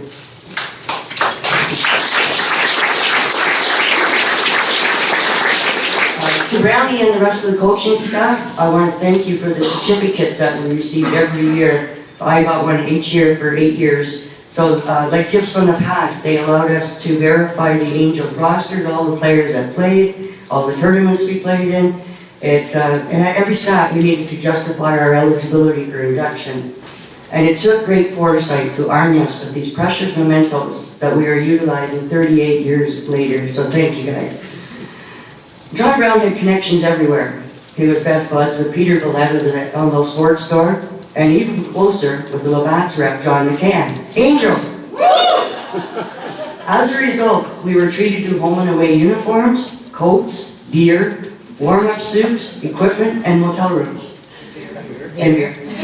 Our biggest hardship at a tournament was often trying to drink the beer on ice in our tubs in our room before we could shower and go to bed. John became the league president in 1980, and he made changes to the rules that allowed us to play home games in Elmville instead of at Sheer Park and Barrie. And these changes greatly benefited our team in terms of travel, fan base, and gate fees. And as y'all remember, Bubba at the gate there, and she would sooner chew the tire off your car than let you in free admission, so it was pretty good. Okay, when the Elmville Angels folded in 1984, John Brown gave us each a plaque that read, "Thanks for the memories, Brownie." And I would like to reciprocate right now and say, Brownie, thanks for the memories. Okay, next up is Joan Clare, number 9, who was taken from us in 2001 at the age of 55. Joan was John's faithful sidekick manager, who sometimes drove him crazy with her ability to predict the past. For instance, the other team would get a big hit, and John would utter, "Damn, I knew I should have moved Fleecy over to the right," to which Joan would pipe up and say, "I was just about to say that." And John would yell, "Then why the hell didn't you?" This went on many times in a season. Joan and Bill hosted countless outings at their 2 homes and traveled in the van to every game and tournament, where Bill would blast off to the rodeo out of his van between innings in center field. Bill was always more than generous with the Angels and picked up numerous tabs for us. It is really good to see you here tonight, Bill. Thanks for coming. But one Sunday, we were partying in Bill's van, coming up to 400 after a tournament in Toronto, and Bill pulled the van over under a bridge. And unbeknownst to the 8 drunken Angels in the back, he picked up a hitchhiker. So Bill whipped open the sliding van door, and where's Fox?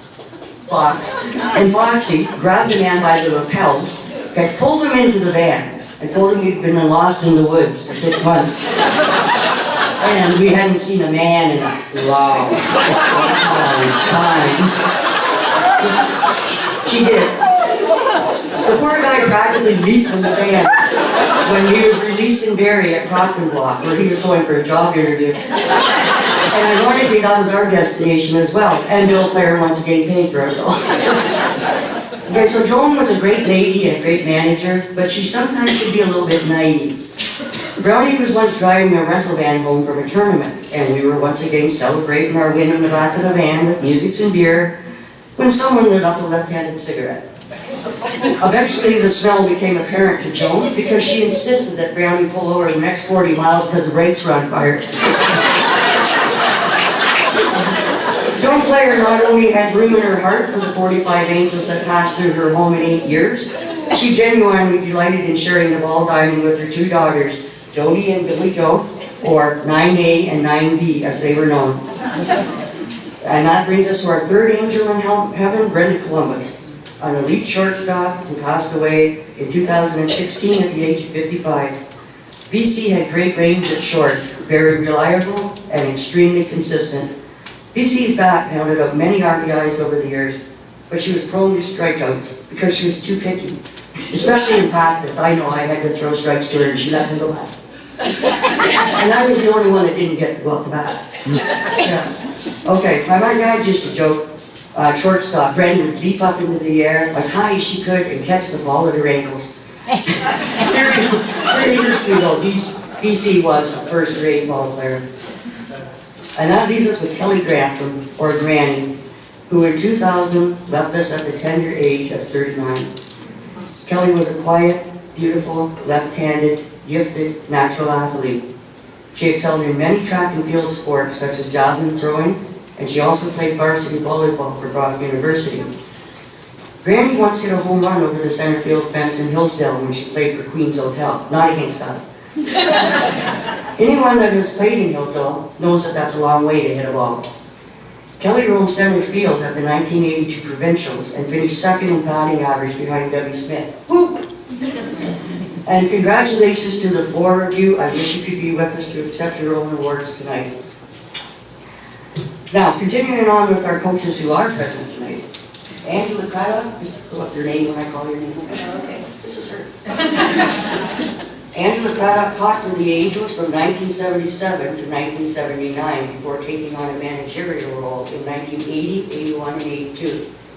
Angela fulfilled many behind-the-scene duties such as booking rooms, ordering equipment and beer, and scorekeeping. Okay? Sorry. One Sunday night, Angie and I snuck up onto Brownie's roof over the red and white to borrow some team beer to take to the drive-in. We looked in his bedroom window, and we saw some things that can never be unseen. Talk about off to the rodeo.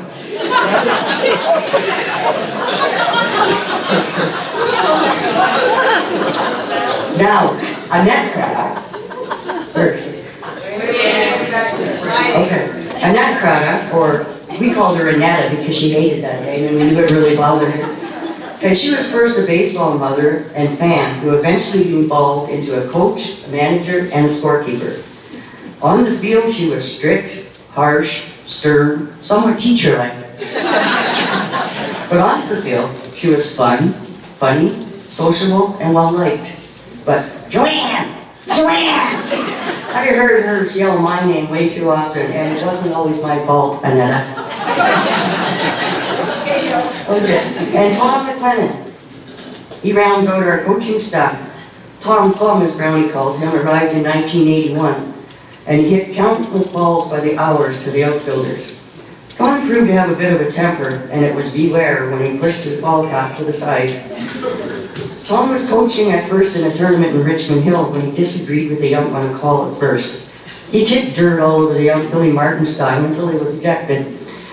Anna was pitching the semi-final game at the time, so I took over coaching at first, but I went to jump over a ball and landed on it and sprained my ankle. So Anna had to pitch a game back-to-back, and we won the tournament with 0 runs scored against us for the weekend. Tom played good cop to Brownie's bad cop, but he wouldn't let John intimidate him or make decisions for him. Tom defended me at least twice over the years, and for that, I thank and congratulate you, Tom, wherever you are. Where is it? Okay. This now brings us to the remaining members of the Championship 1982 Angels, beginning with Debbie Charman. A terrific ball player both offensively and defensively. You couldn't pay her to swing at the first pitch. And you didn't want to let her on base against you because she was an extremely fast runner who was hard to take out because she slid like a snake with no hips. She still looks the same.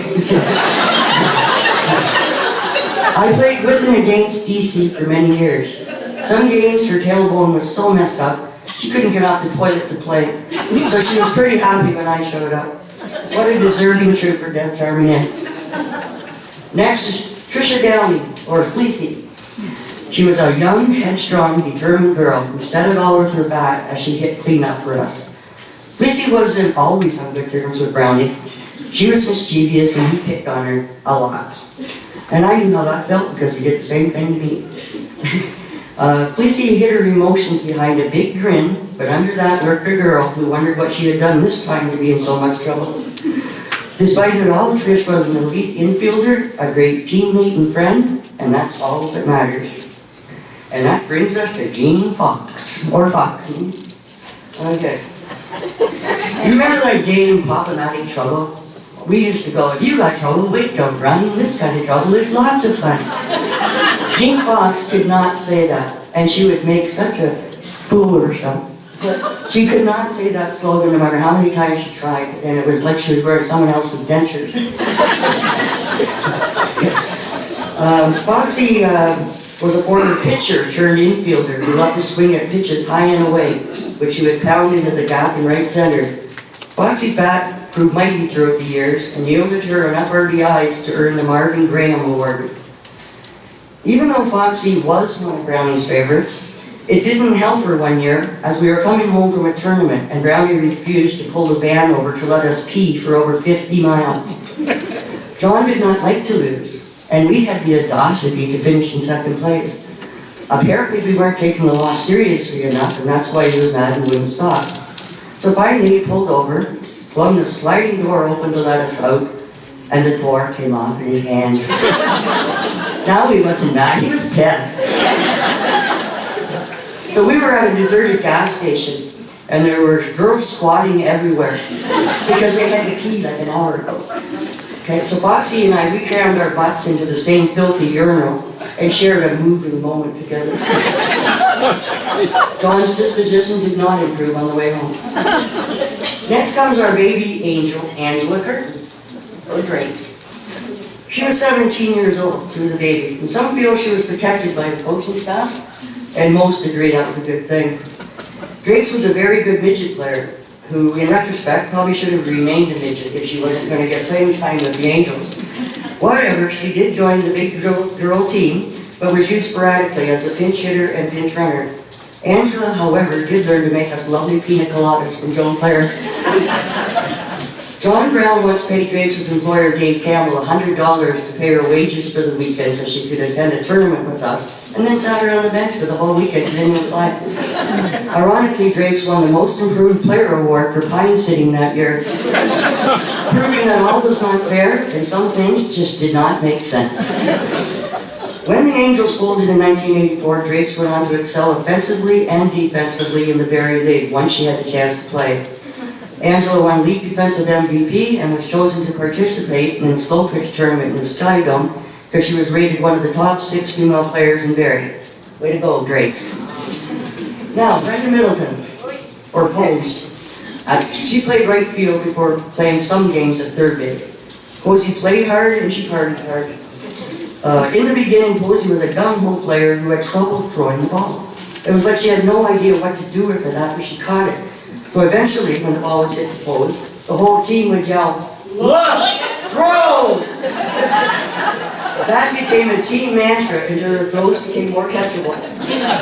Brenda worked in a bakery at this time, and she borrowed her work van to take us to a tournament. We were having a blast on the way home in the van. Posey was full, and she had to be sick. So she split open the little side window that pushes out like that and let her fly. But unfortunately, Ann Astoria and I were sitting right behind her, and we wore most of it. When Posey went to work the next day, her job was to bake buns by the dozen. Some of her bags held 10 buns, others 14, and the odd one 12. As a result, Brenda was sent home for the rest of her shift. Way to go, Brenda. Next up is Barb Parker of Shorefy, and she couldn't be here tonight. She's flying out somewhere tomorrow. She was an Aggie who left the farm to join the Angels. Now, doesn't that sound like a country song? Okay, Barb always looked to me like she belonged in Buckingham Palace or on a coin or something. Looked really like a queen. She was utilized as a capable catcher who could fill in at first base. And despite her regal bearing, Barb could tear the cover off the ball when she hit it. It is no wonder this friendly, likable player earned most sportsmanlike player honors. Okay, now Debbie Smith was the player that other teams loved to hate, but was tolerable if she was on your team.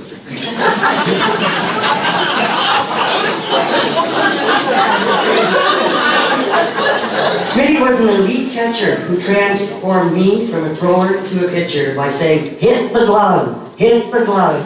So once I got a target, that turned me into a pitcher, and I thank you for that very much, Smitty. Okay, she was the most opinionated, loud, stubborn, competitive. Did I say loud? Yeah. Anyway, Smitty took command behind the plate. Her back knees required her to squat at the ump's feet. And then she'd push off his feet to stand up and throw the ball. It worked for her. I hear Smitty has had 2 hip and 2 knee replacements. Good thing she isn't an octopus.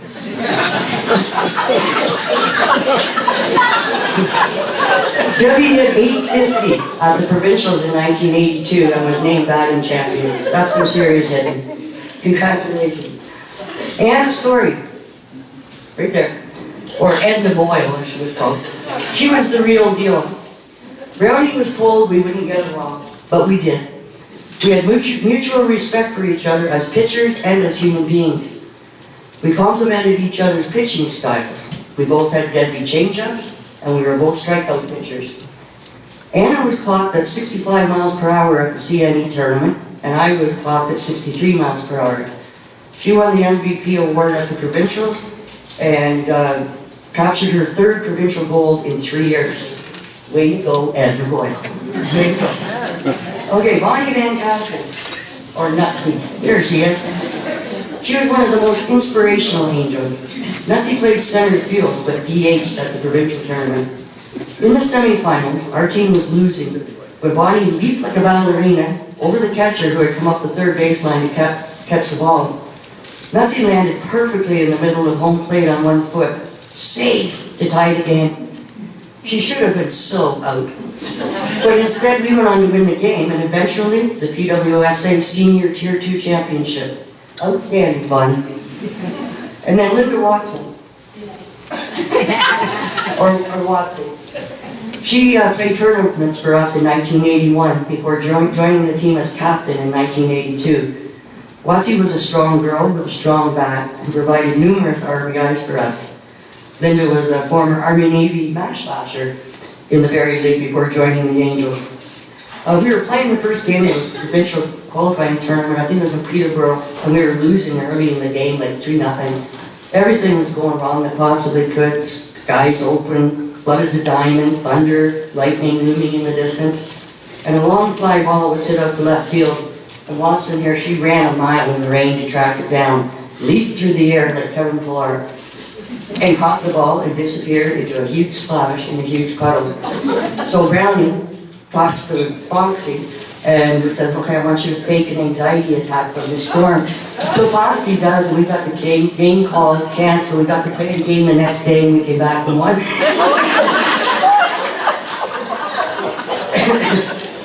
I'll never forget that. Okay, our last angel is Carol Petit, or P-Tits as Brownie called her when she wasn't there. Unfortunately, we could not contact Carol to be here tonight. Carol didn't play much, but she did lead us in these annoying exercises where she expected us to like run and jump and sweat and all that. Oh, our team was probably never in such good shape. Okay, in conclusion, it wasn't always right, it wasn't always fair, but I am proud of my accomplishments and those of my fellow angels here on earth and in heaven. Every Sunday morning was spent at a grueling 10 o'clock practice, and we played in all kinds of weather, sometimes injured. We excelled at every level, playing against big city teams with tremendous results. We truly were in a league of our own. Thank you on behalf of the 1982 Angels. Angels!